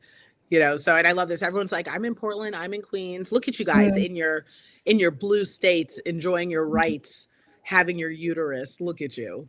I know. I know you can't hear me, but if you're on YouTube and you have a question for Nicole, please put it in the chat. I am back. I am back. Okay. I am back. Hello. That was quick. Yeah. Well, he's here, so I had to just set him up because I don't know how to mount a TV. So somebody just came over. Oh, me neither. It's the right thing to do. Like plot twist. I tell everyone, like TaskRabbit for all of even my furniture assembly. It's not that I can't do it. Is that the best use of my time? Like I always say, like my life is $10,000 problems, not $10 problems. So it's like if I can delegate that out to someone who can do it better, more efficiently, then I can focus on where I need to focus. So 100%, because I have a husband who is totally useless when it comes to any kind of anything. Any of those things. Those things. So why not call TaskRabbit, who by the way are not that expensive. Yeah, exactly. And also gig economy. A lot of people right now are struggling, and it really helps, the everyday person supplement their income, support their families, especially if you're ethical in your hiring. So you pay them a rate that's fair, no matter what they ask for. You can always tip. And then also offer them the restroom, give them some water, feed them if they're there for several hours, particularly after 4 hours. Like treat people the way you want to be treated. So use the gig economy, but treat people the way you want to treat them. Yeah, agreed. Yes.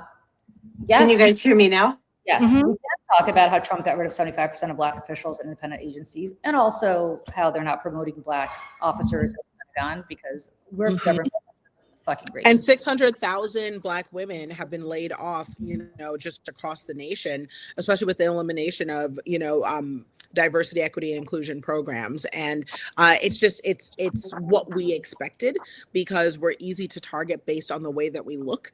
So the assumption is, granted, 92%, the assumption is probably right. But if you look at us, you assume that we may not be in support of this administration. And the thing that I want to say just really transparently about that is we're not surprised. I'm not speaking, we're not a monolith. I'm not speaking on behalf of all Black women, but I can tell you the Black community is not surprised that this happened.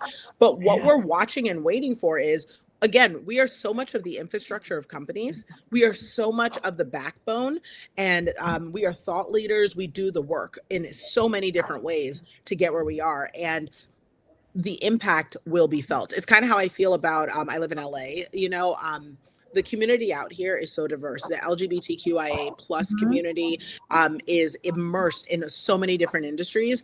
It is felt when they decide not to participate. Okay, things are less beautiful. They are less smart. They are less creative. They are less funny, and you guys remember the writer's strike? We felt that. Things were less funny. Things were less good.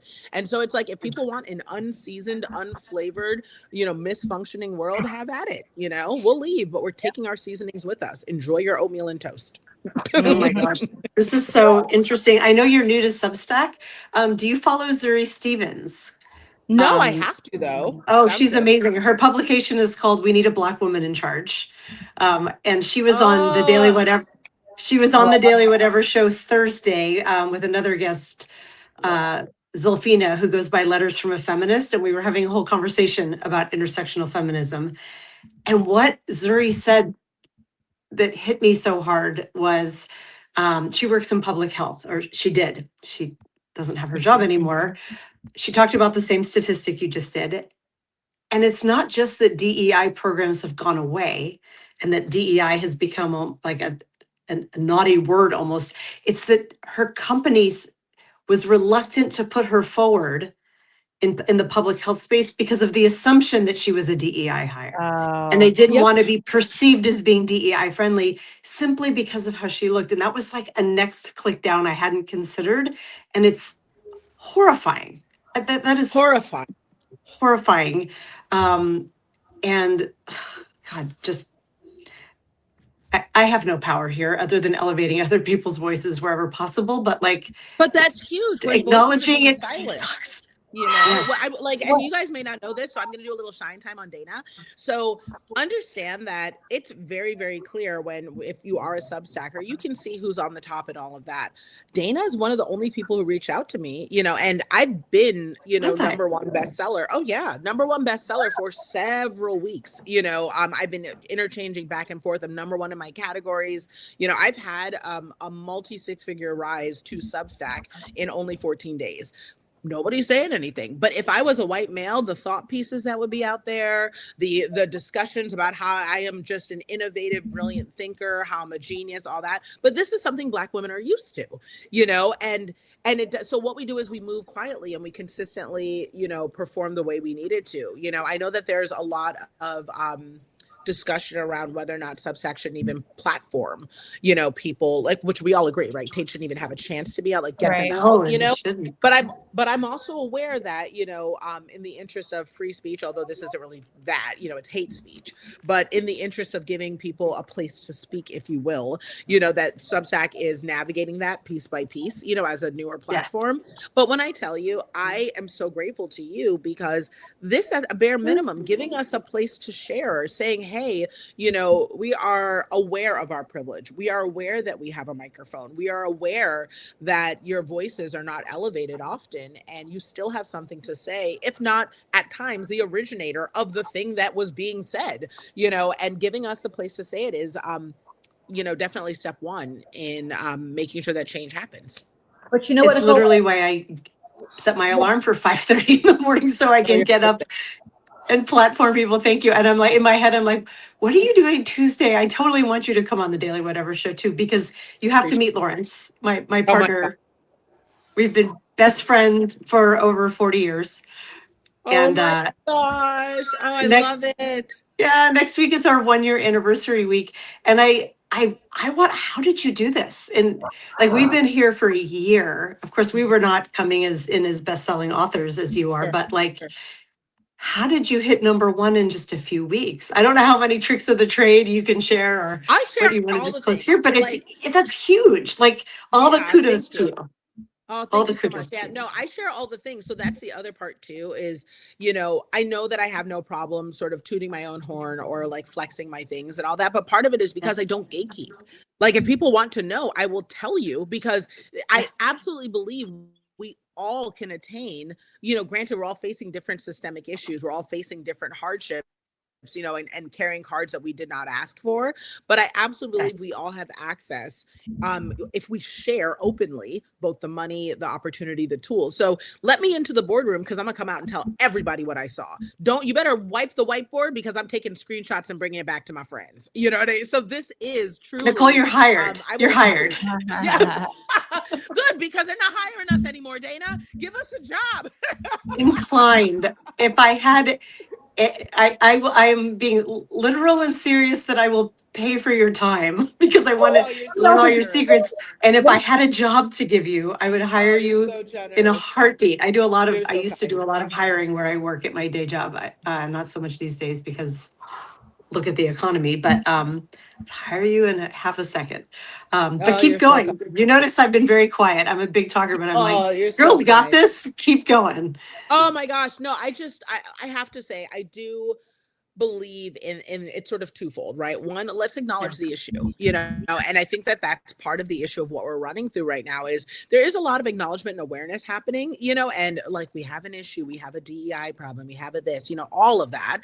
But then the other issue is, what are we going to do about it? Let's get the smartest people in the room and listen to them. And then if you want to throw in like a little bonus sprinkling, you know, on top, it's, how are we not gatekeeping? You know, so when I look at other women, all I can think to myself is, if you are successful, I have 4 daughters, right? 4 Black daughters. And so when I look at my girls, I want them to grow up in a world where Danas have microphones. You know, that's all I think about. You know, it's like, I want them to grow up in a world where, you know, if Dana has a microphone, I know that if she is safe to be able to carry one and is platformed and people follow her and they love her and they share what she does, then the odds are better my girls will get one. And even better, I know that Dana will still look out to hand hers over to them. That's a good thing for me.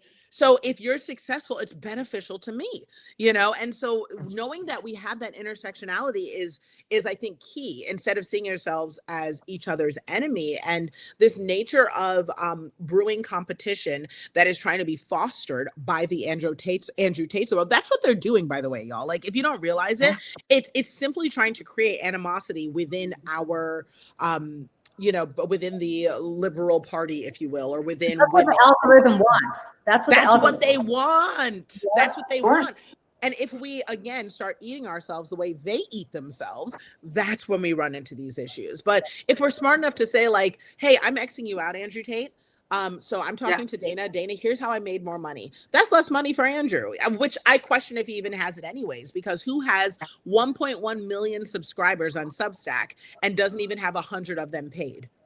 Like, you're telling on yourself. The data and stats are telling on themselves. You're everything here is manufactured and not real. Does he not have a check mark?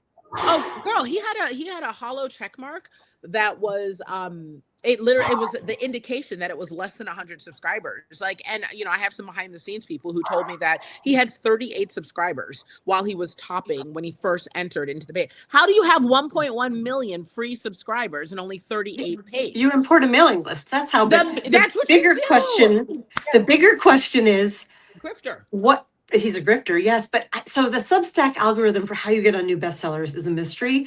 I've been here just a year, and at the beginning I charted here and there, and the Daily Whatever Show, my podcast, was also, because I am me as a memoirist, as I write out loud, and then I'm also this podcast, and I would pop in parenting or culture here and there. But most of my growth individually has come in 2026, and I have never charted on anything yet. And I'm like, okay, this space is getting more crowded. But I knew from when it was definitely tied to getting a paid to an unpaid ratio. So how is Andrew Tate, if he has fewer than 100 subscribers, getting platformed? And I think the answer is Substack is putting him on the top of the list. It's probably the reason he came over, that he was like, I need to spend X number of days on the top of the list. Like that feels. Well, Dana, when I look at it, I'd like to think that it's probably assigned by, like, the way I think of it is being assigned by points, right? This is what I've observed in watching the process. So, if you need to hit 100 points in order to get on the list, the way that I see it is, if you have a paid subscriber, that might be worth 70 points. If you have that makes sense.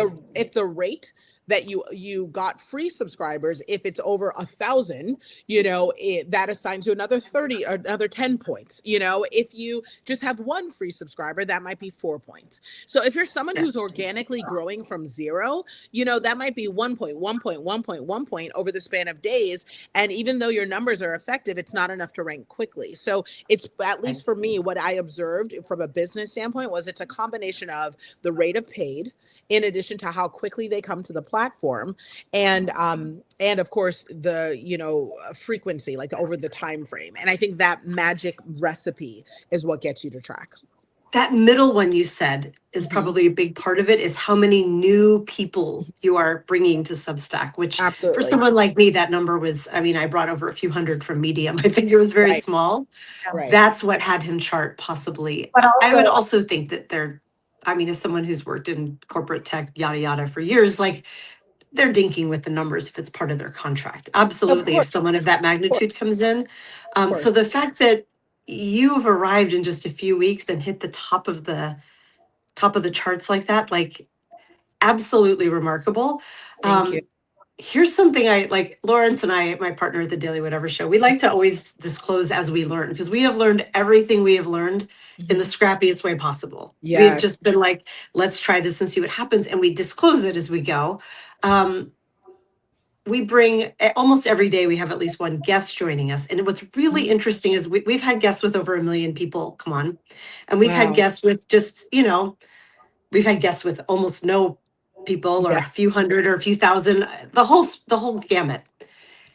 And it's frequently the people who come in with those really huge followings that we get almost no new subscribers when we bring them on. And the numbers overall on the live are no different than maybe we bring in someone with 30,000 subscribers. And to me, it just speaks to who grew their platform here organically and has a loyal following who's checked in and interested, versus who imported a mailing list or bought a mailing list and just brought it to Mhm. Substack so that they instantly looked huge. I feel like I could write a white paper on that at this point. And I could tell you of the people who've come on our show who we get lifts from behind the scenes. You know, like I'm not going to disclose that publicly because Sure. we love all of our guests, Sure. but it is so interesting to watch. And clearly you are someone who comes with a huge organic following who love you because you came on and instantly unseated Andrew Tate, who did it the unorganic way, the like, I got a mailing list, bro, here I am. I know. Well, also, Dana, I think that we Yeah. all realize in this world of social media and people being platform, it's beautiful that it's now been democratized. I do love the idea that people who wouldn't have had access to changing the world now do. That is a great thing, but this also comes with it. You get people, I'm in LA, right? You get people who never should have microphones. Like we've all watched American Idol, you know, who never should have microphones that are singing, right? And we're just like, girl. Michelle was an American Idol. Oh my gosh, but I think, Michelle, you sing though. Like you actually sing, which is different. I can't sing to save my life, right? Like when I am in the midst of people singing happy birthday, I mouth the words just so I don't like offend. That's how out of key and pitch I will be because I do not want to mess up people's event, right? Like that's how much of a, like I cannot sing to save my life. So, but knowing this, hilarious. There is a little bit of that echo chamber delusion that comes because of the algorithm where you have these people who are, you know, have created and curated these worlds where they're affirming mediocrity. And there isn't this real life check of, look, writers are real writers. Like, can you string together a sentence? And I'm not like negating, I mean, I have my own thoughts around AI that are multifaceted, you know, but I'm not negating the fact that AI, again, just like in social media, has created a democratized tool where people are able to get their thoughts out in a different way. Like, sure, but it doesn't change the fact that and this may be my old zennial millennial brain, there's value in knowing the why behind the what and knowing how to do things from its root. And you get these people like Andrew Tate who come in with fabricated audiences of 13-year-old boys who can't get their mom's credit card to be a paid subscriber, you know, and they're getting this visibility that they never should get, which because it's based off of followers. And this is why I always talk about this thing called niche notoriety. And I always like to give this to women and to marginalized people who are trying to build a platform so that they can stop looking at the big numbers, you know, stop being like, even though you're able to flex like, you know, bestseller, this bestseller, that, look, selling 100,000 books to change people's life and never making New York Times matters more and is far more impactful than making that dang list that is run by men, that is run by white men, that is run by billionaires, you know, and it's a beautiful privilege to be able to be amongst the most visible on that list, but make no mistake, it doesn't identify your work as valid, necessary, or meaningful. And it's also much like Substack. Oh my God, Nicole, we're keeping you. I'm in love. You're one of us now. I'm so like, I can't tell you, like, I reached out to you and was like, I'm never going to hear back from Nicole. She's number one on the bestseller list. I'm just going to reach out and see what happens. And that you just wrote back right away and are instantly here. I mean, I felt that way. Julie, when did I first reach out to you? I think our podcast was like 4 or 5 months old. And I was like, there is no way I'm getting Goddess Julie Roginski to say yes on our show. And you were like, we'll totally come on your show. This is the beauty of Substack is like, Dana, can you hear me? Yeah. Okay, great. Yeah, I mean, look, I will say this. First of all, I'll say this about the New York Times bestseller list because I actually know a little bit. I was never on it and I wrote a book, but I know something about it. Yep. It is a weird, nobody knows how you get on the bestseller list. It is not a question of selling more books than anybody else. They have a weird algorithm. Or really? Algorithm. I think oh no. They decide like Amazon sales don't count, but small bookstore, independent bookstores count. Like it's all really. Yes. Nothing is real. Everything's pretend, girl. Nothing's real. It's not based on talent, selling the best book, being popular, having good skin, an impeccable smile. If that was the case, you'd be on the list 10 times over, girl. Like it's not. I would not. It's real. And I will also say this on Substack because I've made these bestseller lists. It is for me a question of how many paid subscribers you have versus they don't like what the Andrew Tate's a different category because they obviously love the notoriety. But if you had a list of 1 million subscribers and they're not paid, Substack has to pay to house those in the cloud. It is actually They a do. money. Yes. It's a money loser for Substack. So they don't like that. They only want you to monetize those subscribers. Otherwise, they're wasting money on housing your million subscribers who are not paid, right? Mhm. So that's where they kind of encourage this stuff. And to your point, Nicole, what I love, and I think all of us can benefit from this more than anybody else in the world, especially the women out there who are out there, or anybody else who feels marginalized. I love the fucking self-confidence, because we don't lean into it enough. Like, we don't lean into Yes, it's just true. That's the part that I think, a lot of people struggle with is, look, it's one thing to tell me like, I just don't know. I don't know about that thing being true. Sure. But if you know you did it, girl, you did it. Flex yo shit. Okay. Yeah. Do not let anyone tell you otherwise, because if it's true, it's true. If someone wants to argue with me about something that isn't true, like we can go back and forth on it. I can be like, and I also have no problem saying like, that's wrong. I didn't do it. Like, I don't know that thing. That isn't correct. But if it's true, do not let anyone cut you down or take you down from it. And especially when it comes to charging for stuff. Like you said, these lists, these things are so pretend. Follow the money. That's what that's about. When you look at Substack and a platform like that, that's why they want to encourage people to pay for that platform, which is why I made that list. I made that list because I brought over a lot of paid subscribers. People were more likely to convert onto other people's platforms. Yep. I brought in revenue, and thus they elevated me because they're like, hey, look, Nicole's doing it the right way. I know what I sound like. I know what I look like. I get into certain boardrooms because people think I'm Candace Owens, because my husband is white, because I sound like this, and because people know that I have a Christian background and a Christian belief system. But guess what? You got it all wrong. I'm not her. You know what I mean? Like, I'm not the one or the two. Thank goodness. Yeah, thank goodness, And so it's one of those things, though, that's the same thing with Substack. They want to elevate a certain visual image. You want someone on the list who brought in paid subscribers, who talks about things that seem kind of lukewarm, kind of, oh, she's talking about divorce. Look, see, she's right. I fit the algorithm. I fit the messaging. I fit what they want people to see. If you come on there talking about how Black women and marginalized people should have money, here's what you don't know about it, and here's where they should be. I have 1 million followers, but no one paid because I didn't even turn on my paid because I'm just giving away secrets for free. No one will even know you're there. They won't even know you're there. You know what I mean? Like, and that's intentional. It doesn't serve their interest. So Dana, you keep doing your great work. You keep flexing yo shit, okay? Because your people will continue to grow, and they'll become evangelists, and that's all that matters. It's why have you guys heard about Sharon McMahon? Do you guys know her? Do you follow her? No. Who is she?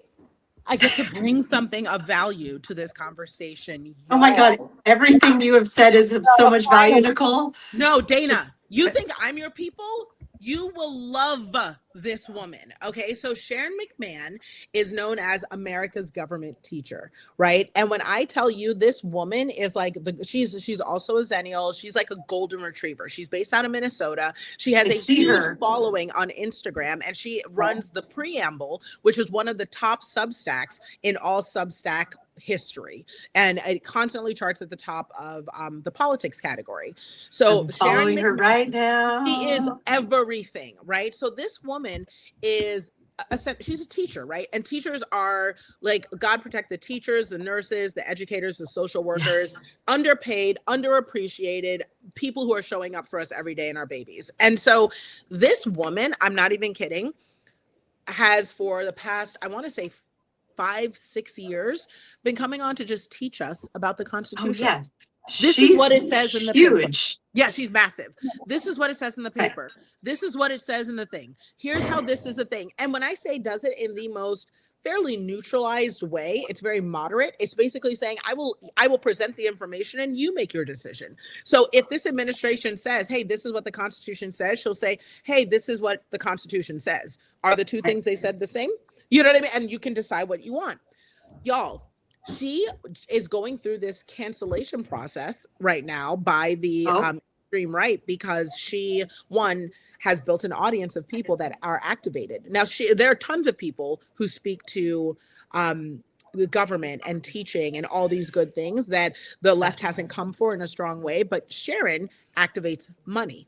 So she has raised enough money. I think she's raised something like, I want to say $35 million over the course of the past 6 years for no political party, for teachers, for hurricane victims, for children, and no causes that one would even begin to say, like, it's like she raised money for the nuns taking care of orphans with their puppies and children eating ice cream foundation. Like, that's who she is. Do you know what I mean? Like, if you have a problem with it, what's wrong with you? She has canceled $400 million of medical debt for Americans. Wow. Oh my God. 400 million. I love this. I love So she activates money, and Yes. that is why they're canceling her. So she recently was canceled from speaking at a commencement at Utah Valley University, Really? because they said that she was controversial because when Charlie Kirk was killed.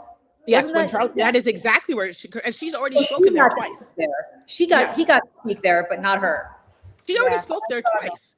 But she was now named as the commencement speaker, and she was going to receive an honorary doctorate because they all had chosen to bring her in to say, look, this is someone who's speaking about, like, how poetic, right? You know, here we are in a place that, you know, that political rhetoric, you know, I have my thoughts about Charlie Kirk or whatever, but God, I wish I could say he was the worst of us. He might've been the most insidious of us, but he was the worst, you know, that sort of thing. But, you know, needless to say, you know, here's someone who was speaking on political issues, who was wrongfully, you know, murdered, you know, while speaking on political issues, you know, because nobody should be killed with a microphone in their hand because they have a microphone in their hand. That should never happen. And what happened to him was categorically wrong, even if I disagreed with what he said, right? And his values.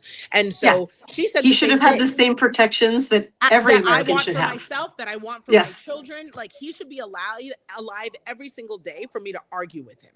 You know what I mean? Like, that is the way it should 100%. be. That is what America's founded on. And so when he was killed, you know, Sharon was moved to tears because she's just like me. It's terrifying and it hits different when you're a creator. You know what I mean? It's scary because we can see ourselves in that moment, and it hit her different. But she also said, look, I also want to say that this is some of the language that he utilized as direct quotes. So this is to help you understand as a government teacher why some people may not share in that feeling. They may not be grieving his loss while acknowledging the wrongful nature of what occurred. And so this is what she did, and they canceled her for that. They canceled her for crying about the fact that he died, but also sharing the fact that there were, you know, different perspectives on it, like a teacher that people have. You know what I mean? And so I mean, yes. And I have to point out, this is like a pretty blonde woman too. Oh, like, yes. So many Black women have been canceled for saying peep about this. And I recognize my privilege as well, a very small stacker no one's paying attention to, but also as a white woman. This is like, you called her a golden retriever. Golden retriever. She posted pictures of bald eagles. Like, what is happening? But I do want to say this, and this is something that I think people don't get. There is study after study. McKinsey did a study on this. I believe the Harvard Business Review did a study of this. The more diverse your workplace, the better it does financially.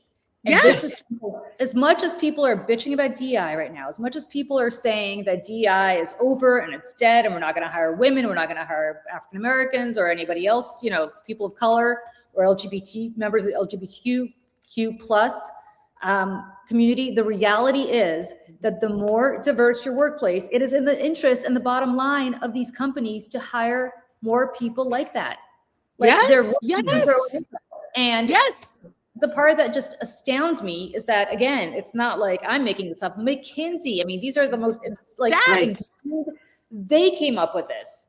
And yet it doesn't matter. It's facts. It's just facts. And what's wild about it too is it's not even like, and I'll play into some stereotypic tropes.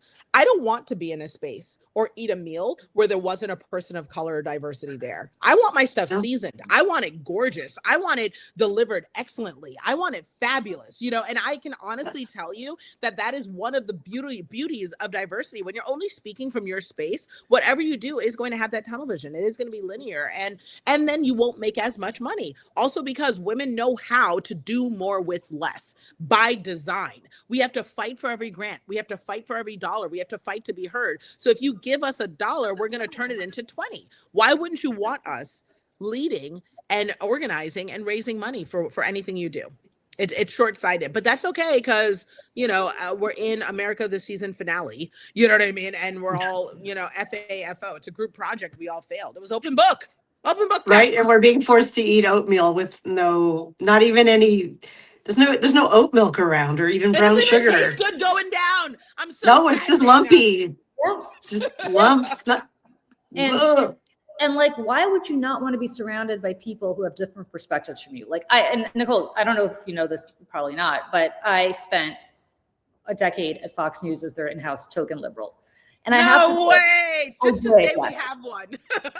yeah, just to say that we have one, right? So To their credit, though, they brought in a really sharp, well-spoken. Well, I mean, to their credit, I can only imagine what that was like. You were probably no. Actually, it was great. It was great because I got to fight with the worst, people on earth every single day, and got to stick it to them. So that was fun.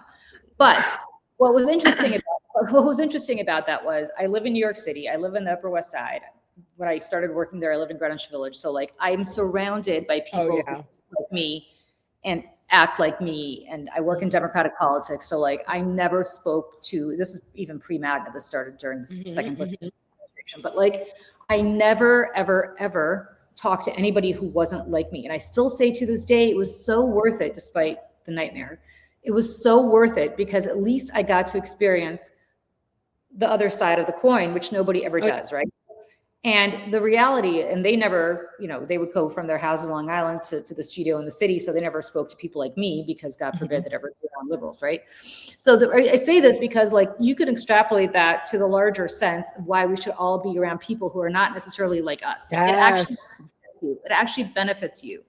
And which is different from the whole pick me thing that Candace Owens is, which is like, Candace Owens realized she could never hack it, and I sincerely mean this because she tried. Absolutely true. Just on paper. It's just a fact. Never hack it. She could never hack it in the real world, so she had to go MAGA because she was the pick-me African American woman MAGA because she'd never hack it anywhere else. And the reality is that people like her aside, it is helpful to be around people who don't think like you. It actually enriches your life. Yeah, of course. And it's also wild because I think people lose sight of the fact that as Black people, we are forced to live DEI every day. And if people don't understand that, I live in a white world. So that means that unless I am seeking out, creating, or fostering spaces that are Black, or being within my Black community, I'm naturally forced to engage in DEI all the time. Whenever I go out, if I walk through, like a simple exercise I always try to tell people about the value of DEI is you don't even realize when you walk through the aisle. I don't shop at Target anymore, but if you walk through the aisle at Target, or if you walk through the aisle at Walgreens, or if you're going through just the makeup aisle for foundation, look for the darkest shade that you can find. Recently, it's gotten a lot better, but only after people like Rihanna released the Fenty Skin collection and showed there was a ton of money in offering an enhanced range because Black people have money too. But prior to that, I would go in, the best color I could find was toasted almond. And if I were to go to a certain, town or city in the Midwest and need makeup in a pinch, I can't just run to the store and grab what I need because it doesn't exist. I'm forced to navigate a white world where at every single turn, there are little teeny tiny microaggressions that make it clear that I am not thought of in the room. And I'm not asking everyone to adjust and modify on my behalf. I'm just asking for the awareness that this may exist. And that's why you want Black people and diversity in the room, because we see the gaps, because we live the gaps every day. We know what it's like to be in the, we're not just coming in to say, hey, this is what we're saying in the Black community. We're coming in to say, hey, by the way, we also see the LGBTQ community is not acknowledged here because we can be that. Like people don't know, I converted to conservative Judaism, probably like 10 years ago. Before I ended up converting, it's crazy. Before I ended up converting back to Christianity, I went through a whole thing. So, my first crush, I want to hear all about that another time. So me too. My first crush in elementary school was Eli Berman. Oh my gosh, it's been that ever since. So, but that being said, converted to conservative Judaism, and my old father-in-law was a cantor. But when I went through my conversion process, right before I dipped in the mikvah, they sat me down and looked me in the face, and the first thing they said to me was, "Are you ready to be part of the most hated group of people in the world?" And I looked at them in the face and I said, look, I'm Black. Like, I know what it's like to go someplace and have someone deny me service, look at me funny, follow me around the store, at least being Jewish is something that people won't see from the outside.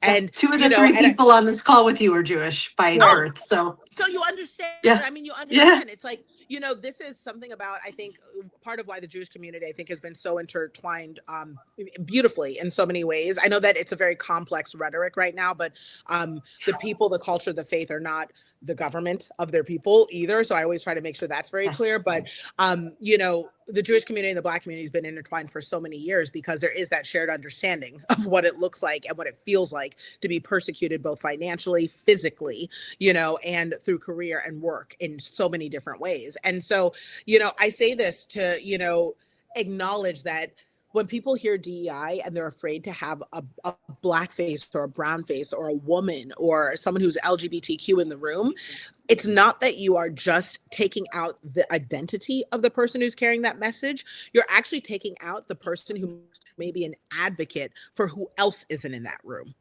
So it's like, it's just a really dumb move. You know what I mean? Like you could be hurting yourself. If you're a woman, you want any woman in that room. Anyone, because your odds are better that you'll be thought of. You know what I mean? Yes. And I would layer on top of that, you want someone older in the room too. Like yes. I have worked in, tech marketing, content kind of roles for many, many years. And jobs were always like, I know people and one job would come in another. But it wasn't until I was in my 40s and I got laid off and was like, I'll find another job. And I went through almost 6 months, 14 full interview loops until I finally got a yes. And the only reason I think that one was a yes was because there were women over 40 on the loop. All the other ones, there were none. And to this day, if I walk into an interview and I see the loop and there is no one over 40 on the loop, I know I will not be considered. And so when I got to where I am, there's like a group of interview experts who help out. And I was like, I'm getting on that committee because I want people to see my face. Yes. Yes. And also being over 40 is so important too. The person. Yeah. And I'm well over 40 now. Yeah. I mean, you know what, guys? It's actually more insidious than that. It's not even an ageist thing from the perspective we don't want older people. It is also an income thing. Like we're working, my nonprofit's working on a bill right now to get rid of forced arbitration for age discrimination. And the problem is, and we testified about this on the Hill, alongside, this is a harrowing story, a nurse who was in her 60s, who was like the main nurse in this hospital in Ohio. And she was like beloved by everybody. She got laid off in favor of a 25-year-old because they could pay the 25-year-old half of what they were paying her. They also save on health insurance. People don't talk about that. The older people have health insurance policies.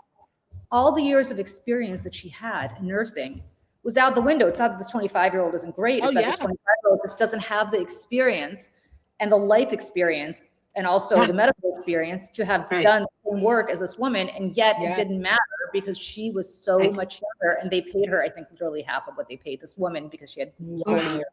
But who do you want caring for you?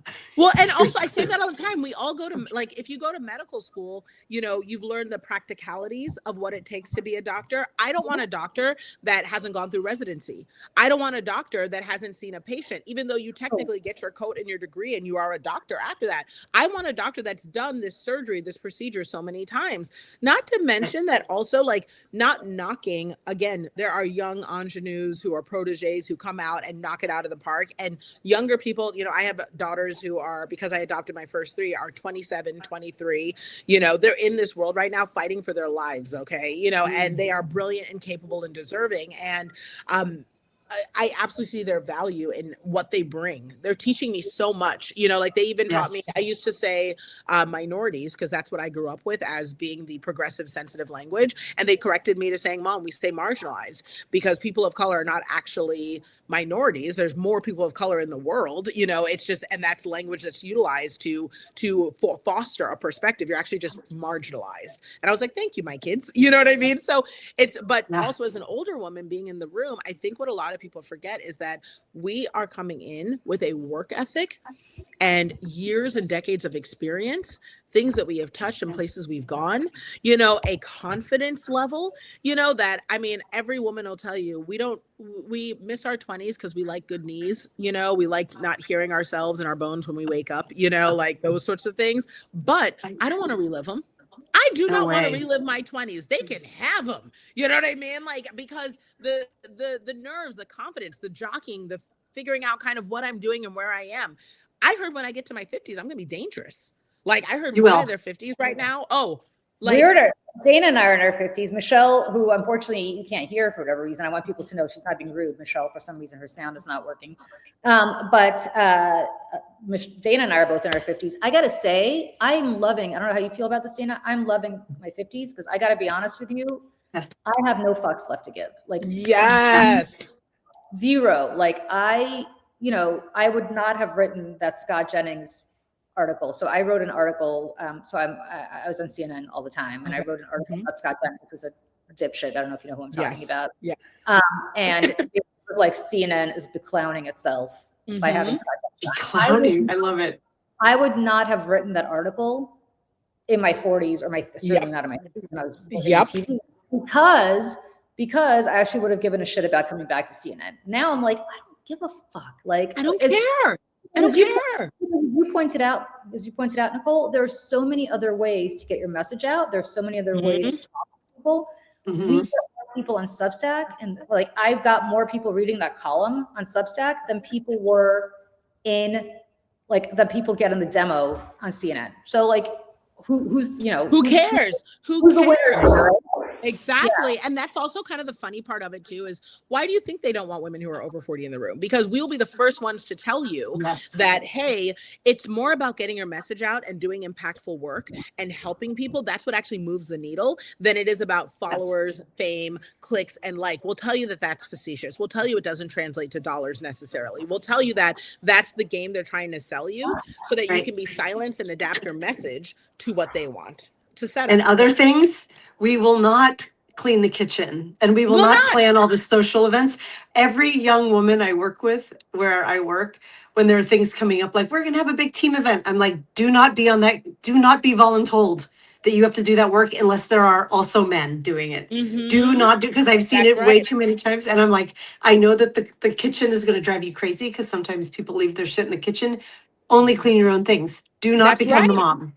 Absolutely. Right? We're not, but like, they we're need not, like, yes. They need that. They need us in the room to do that. And but I'm telling you, when you have women, it's not lost on me. Like, I used to work in healthcare, you know, and there's a reason why you want people over 40 gone out of work, because they're expensive. They raise the cost of the policy for the company. You know, there's a reason why you don't want to pay them more, because they're qualified and experienced and they'll demand it. And the last thing you want is the rabble rousing over 50 woman who not only knows what's right, but can give you data to support it and is a living example of the truth of it, telling all these 20-year-olds to do better and be better and ask for more. So they're scared of us. It's not that you're actually not qualified, is that they're terrified. And that is the truth about all women. So it's like, do not be hesitant to build that platform, speak your thoughts, go out there and demand more, create the change, because we are the truth. You know what I mean? You have to speak truth to power. Oh my God. There are a bunch of people, at least in the Substack chat, asking where they can follow you. So I'm putting the link in now. Make sure you go subscribe to Nicole, and I'm going to put it in the YouTube chat as well. Let me go find it here. You guys are so great. Thank you. I'm on, I have a podcast called the Nicole Walters Podcast. I'm on Instagram, Nicole Walters. Nicole Walters Official on YouTube, where you can find lots of the podcast episodes. And then obviously my book, Nothing is Missing, is available everywhere books are sold and on Amazon. But I suggest that you buy from a small book sale retailer. Right, because you're not going to get on the New York Times best. So you're not going to get back up there unless if people are buying from Amazon. I had no idea that. That's the whole thing. They want you to buy from independent retailers. I think that's, you know, one of those things. So, you know, ultimately. What are you showing there, Michelle? I see you're showing something. Oh, Instagram, yes. And it's a mixture. If any of you have like grandma vibes, you'll see, like, I just had a baby. She's 15 months now, so my 1-year-old. So yes, cute baby pictures, you know, in addition to you know, classic millennial content, you know, like me complaining about there not being enough chairs places, in addition to complaining about politics, in addition to sharing behind the scenes and baby things. It's a full spread. I love it. And I'm absolutely, and we're not concluding now. I'm realizing this sounds like we're like wrapping up. I didn't mean to do that. Just that there were a bunch of people in the chat being like, where can I follow? Thank you. Thank So you. I wanted to make sure I said it aloud and didn't just put the link in because it's going by. The fact that you're dealing with a 15-month-old after having already raised 2 children. Right? What's wrong with me? Like, honestly, That's insane. something snaps. Well, That's so what's insane. interesting is if you saw my husband, I just got remarried 2 years ago. If you saw my husband, you'd understand. He's stupid hot, and he's really, and he's super emotionally intelligent. And he had me. He got me. It is what it is. Oh. You know what I mean? It is what That's it is. great. I love that. That makes me so happy for you. The second one's better, y'all. Like I had 27, 23, and 14. I adopted my 3 kids after, it's what's in the book. I adopted my 3 kids after meeting their mom on the side of the road in Baltimore. She was panhandling with my youngest, who at the time was 3. And I pulled over just to be like, hey, you know, what do you need? I lived in Baltimore at the time. I went to Hopkins. So I lived in Baltimore at the time, and I was like, hey, you know, well, you know, what do you need? Do you need food? Do you know, whatever. And then she told me she had 2 more daughters at home. So started taking them groceries. And then she went to jail after about a month. And the state would have taken the kids, like, we just didn't know what would happen because there were all 3 of them. They were 3, 11, and 14. So I took them all in. And then when her mom got out after a year, the girls were like, can we stay? I was 28 at the time. And I was like, sure, like, we'll figure it out. And that was Nicole. 11 years ago. So I adopted 3 girls. So I have those girls. So they're biologically related to each other? Yeah, they're all sisters. Yeah, there's 3 sisters. Yeah, 3, 11, and 14. And so their mom's still in their life, you know, and, you know, we are, but she's like maybe more like a grandma now, you know what I mean? Because there's abundance of love. It's just that parenting wasn't her bag. You know, she's got her own things that she's coping with, but the love is not, you know, it's one of the most loving actions that she even allowed someone to step in and mom, you know, and help. And my girls are incredible. You know, they're incredible. And, but, you know, my first marriage failed, you know, not failed, I would say expired, like milk, you know what I mean? I was getting curdled. It wasn't the thing. And I had a lactose intolerance. So, you know, first marriage is done, but got remarried to the most incredible man in the world. And we had another baby, and now my 4-pack is done. So I love that. I love that so much. I don't know, Dan, you had your kids younger. Me? Yeah. No, my 2 were 16 and 18, so I had them kind of old. Oh, you get it, girl. Woo! Yeah, I'm in the throes of my eldest. Just, you know, we've been doing the whole college search thing. She's a senior, and launching daughters into the world right now is a terrifying thing. So are you guys doing college just like as a thought? Are you thinking college at all for your kids? Oh yeah, we just plunked down the deposit. She is going to her dream school. Wow. I'm so torn. Just like as an entrepreneur who did go the traditional route, like, so I went to Hopkins, like I grew up in DC. Yes. So I, you know, went to Sidwell, did like the whole school thing circuit. And, with my girls, I think I'm just going to give them a budget where I'm going to say, look, like if I have to come out of pocket this amount, you know, like here's the amount of money. If you want to start a business, you can put it towards a business. If you want to do an apprenticeship, sure. If you want to, you know, do some charitable work or philanthropy, just because like where we are in the world right now, like I would love to say that education makes sense, but each of my children is so different that I just want to nurture where they are. Like my eldest daughter, unfortunately, had some addiction issues just stemming from her upbringing. So we put her budget towards rehab. She went to a very nice rehab in Malibu, you know, and so she's sober now, been sober for 2 years. But that's what I mean is, you know, it's like, right, we're very happy for that. So, you know, and my middle one's an accountant. You know, I don't know what my 14-year-old is going to do. So that's kind of my approach. Were you automatically thinking college, or not me interviewing you, but curious? Yeah, no. It's a great question. And we have been putting money in 529s for both of them their whole lives, like little bits at a time, so that we do have some money.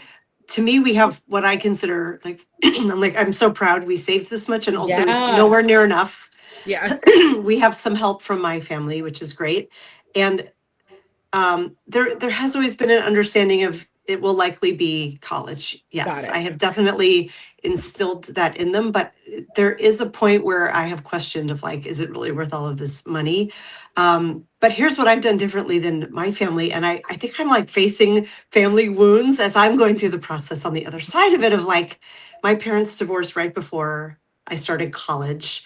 I had a full tuition scholarship all 6 years, undergrad and graduate school. And I've never actually been acknowledged from my family for that, but just paying for all of the living expenses and things. It was, my parents wouldn't talk and I'd have to go to both of them. And it was so hard. I ended up going into debt because I never had an understanding of what we had. We weren't rich, we weren't poor, but there was sort of this like, of course you're going to go to college. Of course we can afford this, especially since my tuition was covered and I went to a state school for undergrad. But like with my daughter, I sat her down and I have a huge spreadsheet tracker. And I'm like, this is what we've saved. This is what you got. She got a really nice scholarship where she wants to go. But we've told her like, this is where you need, it's not a ton of money, but like you're working now. She has a job after school, either through work or loans. This is the part we expect you to contribute because you need some skin in the game. And she understands like, and then I did like projections for 4 years because we know the costs are going to keep going up. That's amazing. This is where we can come in to cover this. And she got into, oh, sorry. Sorry, let me just butt in because Michelle's got to run because sound's not working. So she's going to go continue. Sorry. I just want people to. Hi, Michelle. She got into Pratt in New York City, which is where we were debating coming to visit you. Wow. And I think this happens. This is what Lawrence and I face in StreamYard. Sometimes when people come and go, the sound goes away. I think we lost you, Nicole. No, I can hear Nicole. Oh no, we did lose. I can hear you. No, I can hear you. Oh, I can. I can hear Julie and I can hear Dana. I can hear you both. Okay. You're going to have to translate or else I'm going to have to pop in and out. But I'll finish the story of Pratt. She got a great scholarship. It's $93,000 a year, room and board tuition. $93,000. So even with her $33,000 a year scholarship, it was like this. If you do this, then that means this is the level of debt. And I don't see this how. I mean, she wants to go into design. It's an amazing design school. Like, take the win of the pride that they admitted you, but like we cannot cover this. So to me, it's all about transparency of like, this is, I see it as like, this is the final decision that her parents get to help her make as parents. From here on out, we are consultants, but like she'll own it.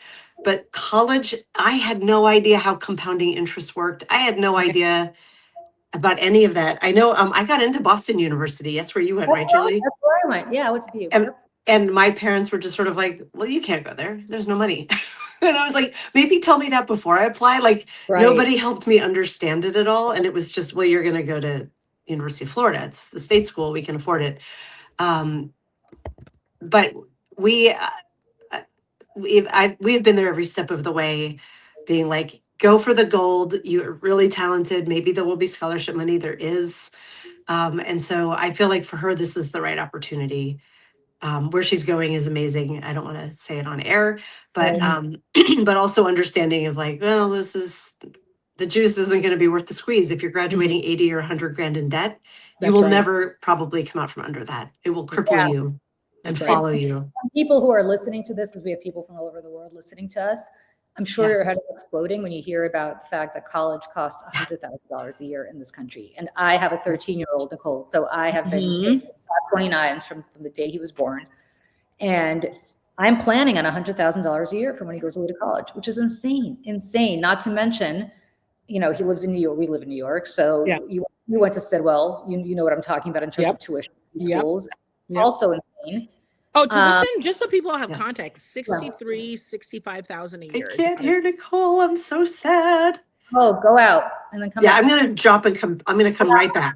It is over $70,000 a year in New York City And that doesn't include all the extras, right? Like, and also I think it's worth noting, we're having a very privileged conversation, right? You know, it's not, to even be able to consider these sorts of things is such a privilege. And it's not like there aren't public school alternatives. It's that they've been dismantled and stripped. Like, you know, my daughter went to private school in LA and then chose to go to public school because she wanted more diversity and a different experience. Right. And so, but I'm doing things like buying like Kleenex boxes for the school. Teachers are spending part of their income covering pencils and paper for their class. Like, so that's what we're facing if you're watching from abroad that exists out here in America. It's just, and I think it's worth saying, Julie, and I think we can all acknowledge this here, there is enough money. I want to be very abundantly clear. Do not let anyone convince you from any political party whatsoever that there isn't enough money for universal health care and for universal education. There is enough money because guess what? It used to be like that. We have just aged out time-wise long enough, just the same way that people don't really remember active engaged world wars because our grandfathers who used to tell the stories at Thanksgiving have passed. You know, I want you to understand there's enough money. If we can find enough money to spend $1 billion a day at a war that no one asked for, I can tell you right now that there's enough money to cover everybody's health care. Everyone. Yeah. Absolutely. And by the way, it costs the healthcare system more, all of us more, to not have universal healthcare. Because that's what happens when you don't have healthcare. You end up in the emergency room on what is known as charity care, which means that the rest of us pay for it. And if they caught this earlier, you wouldn't be hanging out in the emergency room 100%. $100 billion for one Advil, which is what ends up happening. We all end up paying, which is what we all end up paying for. So again, you're absolutely right. There is enough money. There's also enough money in this world for all of us to pay a little more in taxes so that we have universal health care. Because I know it's April, right after April 15th, people are pissed off because they just paid in. Like, I'm pissed off that I'm paying Pete Hegseth, my former colleague at Fox, who get to do this bullshit crusade cosplay that he's doing. And for Donald Trump to be played by everybody from, Netanyahu to Saudi Arabia, Hegseth to all, like, it's insane. That pisses me off much more as to what my tax dollars are going to than if I were to pay for people to have universal health care. If I were to pay for better public schools, because I'll tell you, in New York City, and my son does not go to a public school, but I know this from friends too. If you live in an affluent neighborhood, your public schools, your elementary schools are great because the parents who have enough money are able to supplement. Whereas if you live in a horrible part of town, the schools there are bad, not because the kids are any dumber or not because the kids are any less able, but because their parents don't have resources. They don't have the resources to supplement, and they're also working 2-3 jobs. They can't be home to make sure their kids are doing their homework and other things that the rest of us are able to sit around and do with our kids, right? That's why things are the way they are. That is the institutional, generational perpetuation of this quote unquote underclass that we all live in, right? Like, your kids are fine because you went to a good school and you know what it takes to get into Hopkins, and you know what it's like to make sure that they're going to do everything they can, that if they wanted to go to a Hopkins, they could potentially get into it. Absolutely. But also knowing that I grew up in DC, my dad was a cab driver. My mom was a secretary at a boating insurance company. I got into the various schools I'm in on scholarship because somebody, literally passengers, would get into my dad's cab and say, "Oh, your daughter seems kind of smart," because I was sitting in the passenger seat. "Have you thought about applying here? They give scholarships." And he just like roll of the dice. You know what I mean? That these things worked out. And even then, when I got to Hopkins, I didn't even understand how college credits worked. Like, no one explained to me that it wasn't like high school where you just show up every day and then when you're done, you graduate. It's that you have to design your path. No one even thought to tell me that. Like, and what I remember, it was a life lesson. I remember sitting down in academic advising and they were like, "Well, who's going to tell you? Like, it's your job to find out." And it was one of my, obviously my 20s, my first sort of adulting moments, where it was kind of like, oh, it's on me. You know what I mean? Like that, And so when I tell you, it's this concept on both ends that women in particular and marginalized people are being told, don't pursue money. You don't deserve it. You're not going to get paid enough. And be humble and don't do this thing. At the same time that we're being told, oh, there also isn't enough money. and, you know, your circumstances are due to something you did, you know, and it's not about the fact that, you know, and we're being told by people, this is the other part that drives me nuts. We're being told by people who don't, Donald Trump has never turned on a stove. Like, just in a simple, like, he's never changed. He doesn't know He what doesn't know what a corner store is. He has never changed a roll of toilet paper. He's never, you know, had to load a refrigerator. He doesn't know how a washing machine works. Like, these are very real things. And if you think someone has the means, you can't argue on one end that you want a doctor to be qualified or a pilot to have a certain level of credentials, but also say that somebody who has never had to unload groceries and couldn't tell you how much a loaf of bread costs. Is it $1? Is it $10? Just doesn't know based on It was $1. Now it's $10. I know it's 10. You know what I mean? Like, doesn't even know is going to care about what you pay for that. He's never looked at a healthcare bill. He's never, you know, taken his kids to school. I don't think he can read very well. Well, I mean, listen, he can't speak very well. He can't read very well. I heard on good authauthority that the White House smells funny in the residential wing. I'm just throwing that out there. Just a little tidbit for anyone who needs a little joy on a Saturday. I have heard that it's intentional. That yeah, of course. The smell of the power move. But I will also tell you this, if you like, because I'm from New York, New York Military Academy, where he went to school, is for kids, like your parents threatened to send you to military school because you're a complete disaster. Wow. That's the military school they send you to, right? It's like, not you will like, not shame us. Like, we're putting you here to not shame us. Yeah, this is not the feeder into West Point. This is like this is like you're a complete fuck up, so we're gonna send you. Right. It's now shut down. Like, it was such a shitty. Like, I have a friend who went to the same school, not at the same time as Trump because he's younger, but he went there because he was like, I was such a complete disaster that's where my parents had to send me. So that's Trump. Then he doesn't get into Penn right away. No. He got into Penn because, you know, somebody got him into Penn, and it's not like he was some genius at Penn. And the reality is, I also know people who, his kids, I'm going to leave Ivanka aside, the two older boys, like, one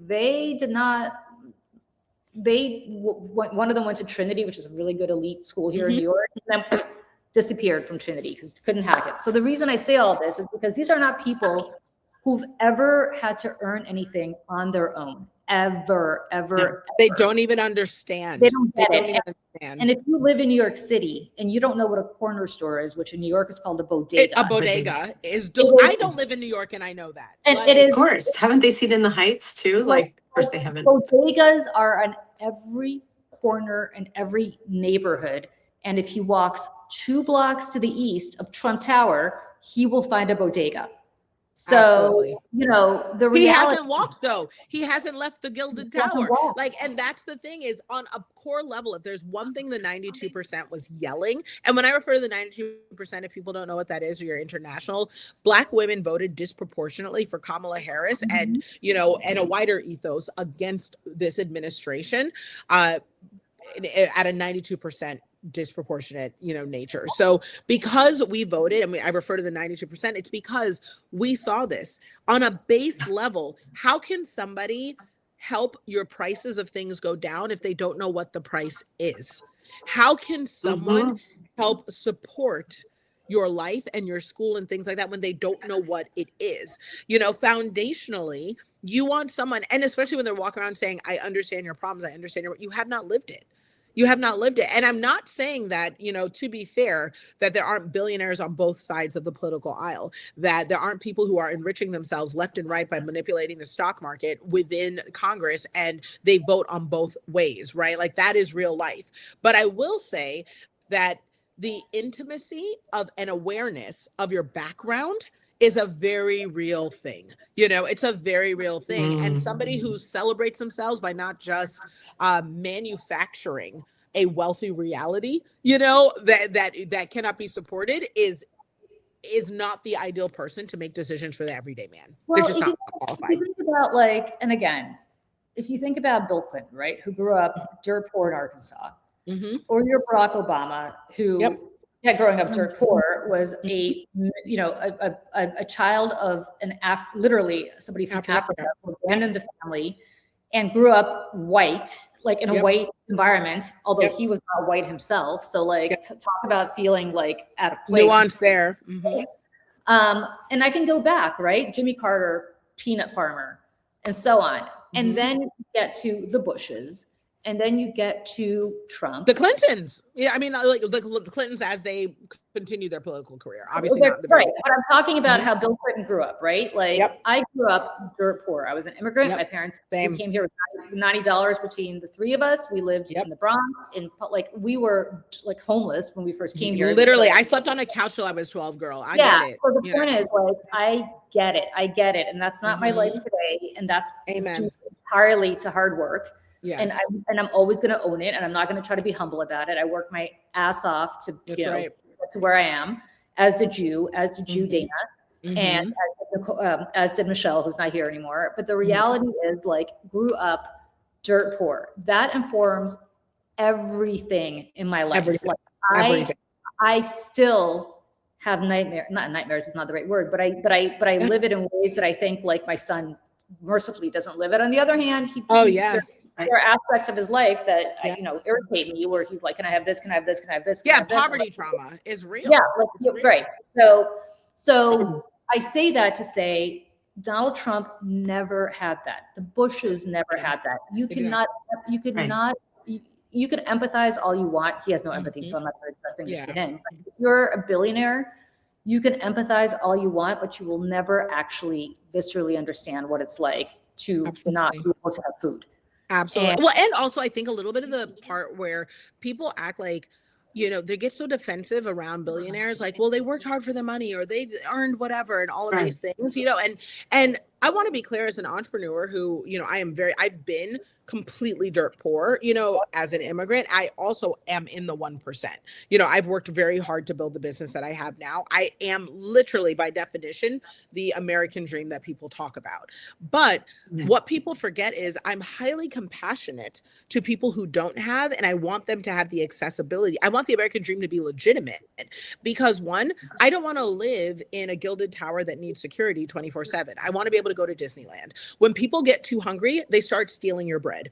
I'm not interested in that, especially because I think a lot of people also forget that I can share, and people can be comfortable, secure, cared for, happy, and healthy, and not even have interest in what I have. Like, I mean, when I tell you, so many people just want a simple existence where they can take their kids on vacation once in a while, cover their roof if it needs to be fixed, make sure that their car is good and able to start, that their kids have an opportunity to live slightly better than they did growing up. Like, it's no one's asking for everybody to be a billionaire. So if you give a little bit of what you've got, it's not like Jeff Bezos could give me $1 billion, make me a billionaire, and not even notice that it was missing.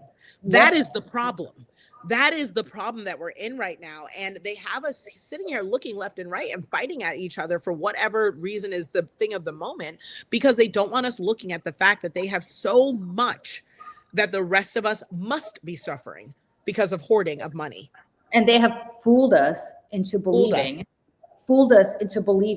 that if we speak up about this, it's something, like, think about the white working class, right? Who is more screwed than the white working class, except for obviously people of color? But I mean, like, they're, but I mean, in terms of use of benefits, people of color don't use benefits at the level that the white working class, not even percentage wise. Like, it's just the truth of it, Yep. And yet, and the same thing with addiction issues, like at a much higher rate, all of these things. And yet who votes overwhelmingly for the policies that tend to hurt them? It's like, remember that old book, What's the Matter with Kansas? The part that I think is fascinating, though, is that we are supposed to sit here and talk about the male epidemic of loneliness, and the male, like, poor men, white men, so lonely, they're whatever. That's why they're listening to Andrew Tate to bring this all full circle. Right. That's why they're listening to all of these incels. Look, as the mother of a white boy who's going to be a white man soon, like, it's not that I don't have sympathy for it. It's that it's kind of self-manufactured. Self-manufactured. Like, how about you get your ass out by the bootstraps the way you're telling everybody else to do it, the way you did it, Nicole, and the way I did it, and the way you did it, Dana, and get yourself out of this rut. Yeah, go work, go get a job, go work. But the truth is, we all know that facing your own mediocrity, facing the fact that you grew up, which, you know, to be clear, we live in a world that celebrates the mediocrity of, you know, of the patriarchy and of people who identify with supremacy. And so when they get into a place where that is checked and they realize maybe I wasn't as smart, maybe I wasn't as prepared, you have two options. You can either say, hey, what can I do to prepare? You know, or you can complain and say that it wasn't fair, that the odds weren't stacked, and were stacked against you. Like, and by the way, they look at you and they're like, that Black woman took my spot at Johns Hopkins. Oh, for sure. Oh, for sure. I had someone say that to me the first week of school. A white male from New York who went to Dalton, who now works at a top legal firm, looked me in the face and said, after we were like kind of doing the first day, everyone chatting sort of thing in the dorm.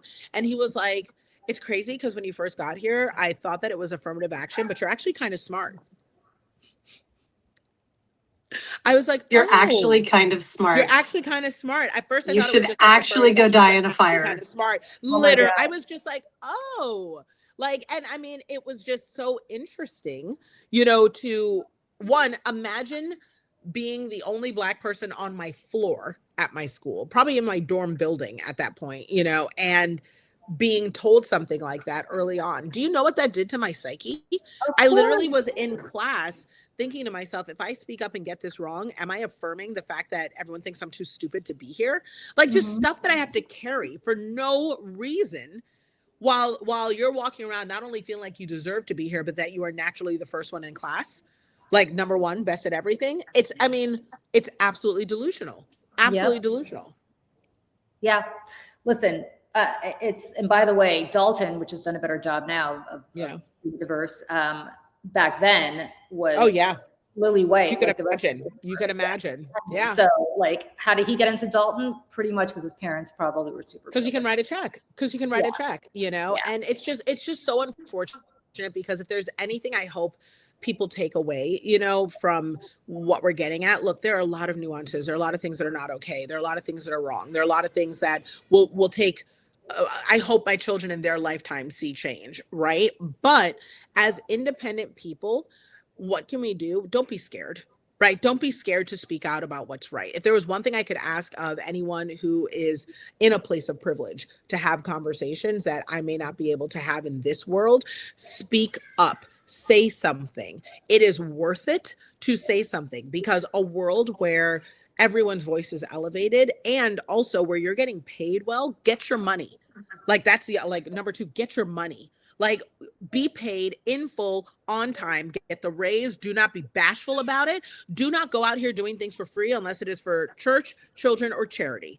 And even the church pays the plumber. Okay. Get your check, sis. You know what I mean? Like get your check because understand that no one's coming to save you. And you will do better with that money in your hands. You deserve to have that money in your hands. You're able to put it where it's supposed to go. The billionaires are not. So if you're able to go out there and get it, do it. If you have a dream, pay for it. It's not cute to be at the farmer's market playing around being like, oh yeah, I'm just gonna, you know, it's just a little hobby. Girl, monetize your stuff and get paid because that's what everyone else is doing. You know? And let me just say this about Substack, because I have a lot of people probably also watching right now who get really pissed off at me that I paywall most of my stuff. Let me tell you why I paywall most of my stuff. I paywall most of my stuff because it takes me hours, and I mean hours to write it. And when I'm doing that, I'm not doing something else that I make money on. So and that is a very and also when you make money, you get to put it towards things that matter. When I make money, I'm able to also give scholarships. I'm able to give to people who I know deserve it. But aside from that, I'm not going to explain why everything I've ever done is paywalled. It's paywalled because I should get paid. Because money is good with me. Because I'm a good writer. Because my stuff is amazing. Because I'm a good marketer. And all of you are too. Everyone has something that they're good at doing and they deserve to get paid for it. Because every single person on this billionaire list, they're all rich white men who are not good at things. And they're getting paid for it because they're rigging the system. They're grifters. They're leveraging inheritance in order to buy out politics and situations in order to get more money. So the least you can do is charge what you're worth. Oh my God, Nicole, I'm going to get woo here for a second. It's a new moon yesterday. It's a very powerful new. I am not super into astrology, but I have a lot of friends who are, and I'm increasingly getting kind of fascinated by this new moon cycle and setting intent. and I have a monthly podcast called the Crone Cocktail Hour. It's me and Oceana Teffenhart and Karen Marie Shelton, who are very woo, and we get together and talk about our intentions for the new moon. And apparently this one is about everything. All the planets have moved into Aries, and it's all about like fire, power, and it's like whatever you've been thinking about doing or not doing, Do it. You're gonna jump and do it, and Launch. Do it. You're not gonna know how to do it, but it's a one-way door, and you better go. And I'm like, huh. I've been putting this energy out there of what I want it to be, and I'm like, and here's Nicole, Dana, just underlining all of these important things. And I'm thinking about what you said earlier, Julie, about writing your way out of CNN, right? Being like, that guy was what did you call him, a dipshit? You can't do that unless you have money in your pocket, right? That's right.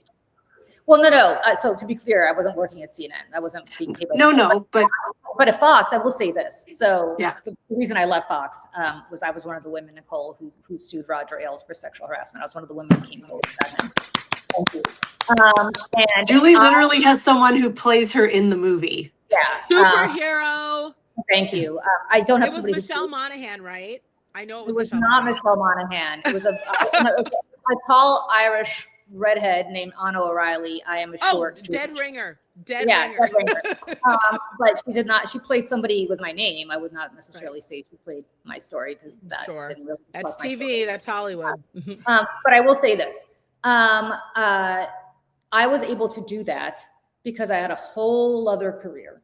That's right. And so many women came to me who work there, who said to me, we wish we could do what you did. We wish we could come forward. Yes. This is our job. And I will say this, and this is going to disappoint people.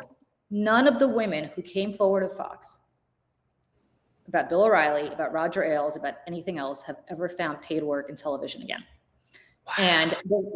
And so my attitude about this is, once I had no fucks left to give because I realized my career in TV was over, they're very happy to take our free labor. Like I was on 100% CNN, all day. I was on CNN every single day. They expect it. For election and for free. And my attitude about CNN, and this is not a knock on CNN, like God bless, but my point about my thing with CNN was when I wrote that thing about Scott Jennings, my attitude basically was, I'm speaking to you as a friend who's having an intervention with you. Because you be the network that people took seriously. You are the network of Christian Amanpour and people like that, right? And all of a sudden now you have this clown who is a pathological liar, who is literally ridiculous, and you are beclowning yourselves. And I'm saying this to you as a friend who grew up watching your network. Needless to say, that was it. That was the end of it. Although I have been back since this whole Eric Swalwell thing, because guess what? Now they need a Me Too person, so now I've done a couple of shows. But yeah, and I'm sticking it to them by doing it to be like, whoever banned me here, I guess you really need it after all, didn't you? But my point is, like, I say this to say none of us really need this shit. Like, whatever job you have, I understand why you have, if you're being mistreated, I understand why you have to stay there because this is your income. You're never going to get somebody to be like, fuck and you, benefits and all of that. We have kids, absolutely. Yeah. Like I was until I got married. I was a single mom. I was a single mom by choice. I had my son by myself. And when I left Fox, like, that was a big hit financially. Like, I'm not going to pretend it wasn't, right? And I was, again, I had a 4-year-old at the time. So, but I was able to do it because I had a whole other career. Don't ever put all your eggs in the same in one basket. That's right. Going to say. And so if you have a side gig, monetize it. God forbid something happens to you, at least you have some other trickle of business. That you can maybe and also so you can work without compromise. A lot of what you talked about. I love that if I'm filming a TV show and they want me to do something or say something crazy, I'm like, it's a hard no, never. You can have it, you can keep it. And being able to speak, like, basically we're saying, look, they're not giving us privilege. They're trying to denounce or to define what privilege is. Create your own, sis. You know what I mean? Create your own privilege, because it will shock them every single time. When you walk in that room and you say, I'm not doing it, then that's it. And also, above all else, when you're in a place of privilege, go back and grab your sisters and bring them with you. Please, let's not do this gatekeeping stuff. Let's not cut each other down. Let's support each other's work. If you see someone doing something great, hand them the microphone. Okay, let them have a shot too, because it really does help the collective. And sometimes I am absolutely I get torn up about some of the purity politics, right? As if we don't all have stuff, you know, that will then have us coming at each other's necks when we're like, we are missing the mark. All of my vitriol, all of my fire, all of my rage, I can hold you accountable, but like, especially within the Black girl community, we will pull you aside at home and be like, hey girl, what was that all about? You shouldn't have even done that. But outside, we fighting. You know what I mean? Like me and you side by side, we are going to get them. And that's the thing that I know they're most afraid of, is that as women, when we all get together, commonality is, we can talk about our itchy inner ears because of perimenopause. We can talk about brain fog from menopause. We can talk about what it's like raising teenagers when we are in our, you know, late 40s and 50s, and these kids are driving us crazy. Like, we can find common ground. And so do not let them drive a wedge between us, because when a bunch of white men get together, like the Tate bros and all that manosphere bullshit, they are jockeying for who is the biggest in the room when the measuring stick is only 6 inches, you know? And what's embarrassing for them is that they're realizing that none of them are the cool one. Yeah, if they're lucky. None of them are the cool one. None of them. So, I mean, it is so imperative that we leverage that there's more of us than there are of them. You know what I mean? There's more of us than there are of them. And it's because there are, at least for Gen X, when I grew up, and Dana, I think you'll probably agree with me on this, and I think it's gotten better, everybody was tokenized, right? Like I, for most of my career in politics, actually for all of my career in politics, was the only woman in the back room where decisions were made, right? Because I put up with the time and scarcity mindset. That's and so therefore there's only room for one woman. So I was that one woman, right? And so everybody else, you're kind of pitted against each other, right? And I'm sure you have this. You maybe have been the only African American woman in the room. Michelle, sorry, Nicole. And so the reality is, like, we were completely trained to constantly fight with each other and compete with each other, as opposed to each other up. And I think the reason that Michelle and I created Mayday, and the reason I think Dana is coming to our lives, and now you, Nicole, like, I'm not interested in being around women anymore who don't lift each other up. And you're so right about listen. Like, so right about gatekeeping. Like, I'm happy to do a show on menopause and talk about how wonderful it is. All the things. Menopause is awesome.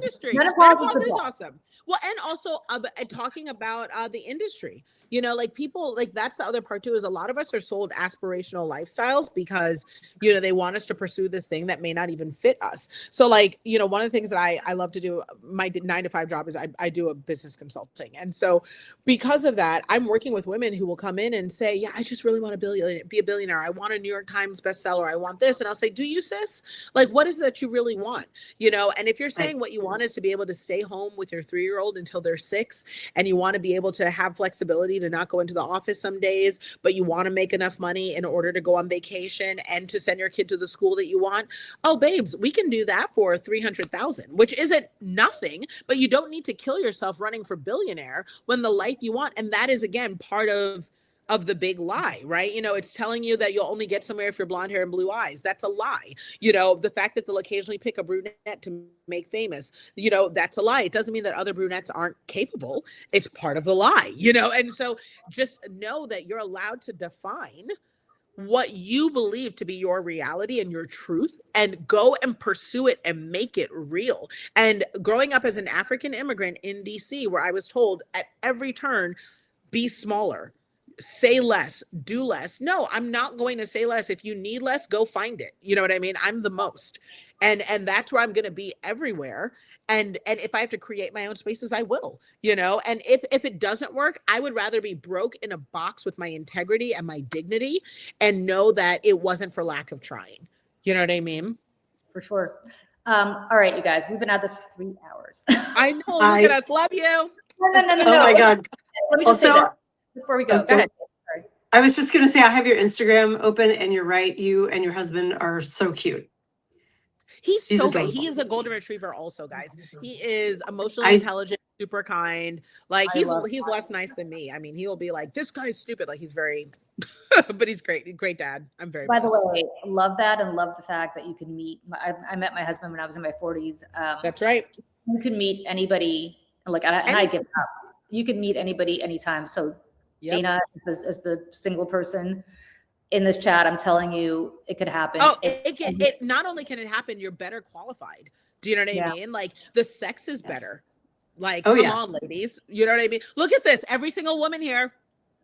You know who couldn't nod along with this? Andrew Tate, because he doesn't know what sex is. He's not getting it. Okay. And then we've brought it full circle. We'll bring it on home. He's by imprisoning women and then, like raping them against their will. All right. Absolutely. One more thing to say. Michelle, not Michelle Kinney, but Michelle in the comments, Michelle CD4722.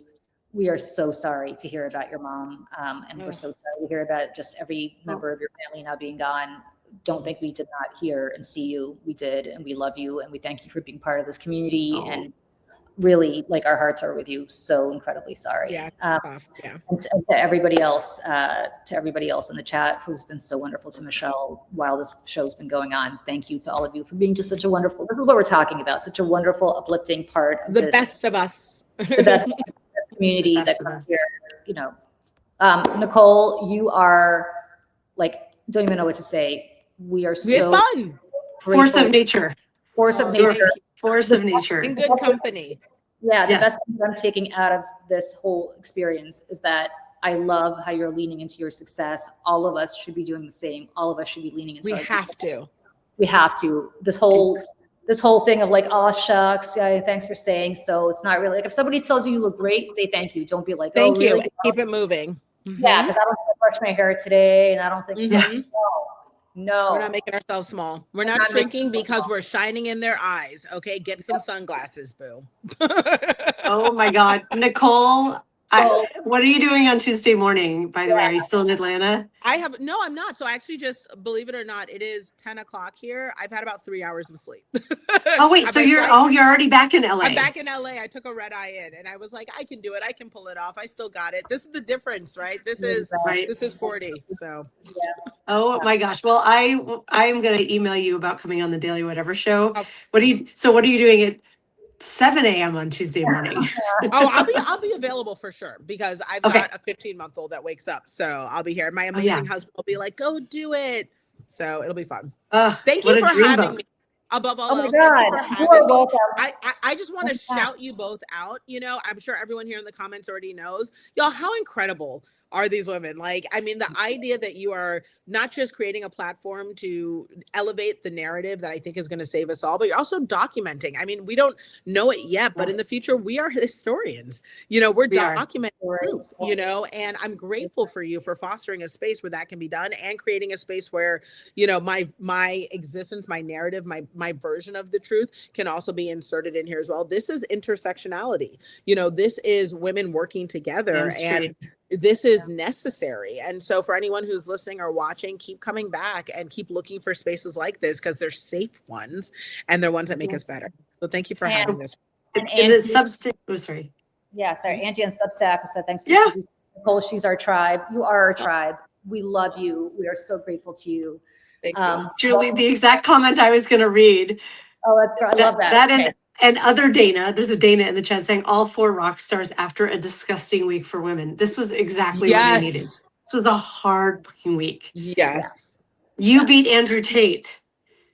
And then you elevated all of us. This has just been amazing. We beat Andrew Tate because I stand on the backs of other women who have lifted me up. So we did it collectively and we all can continue to do it. They are not going to get the best of us. Thank you for being the avatar for all of us and beating Andrew Tate this week. Thank you for standing for us, and we hope you continue to kick his ass. We hope all of us continue to kick his ass.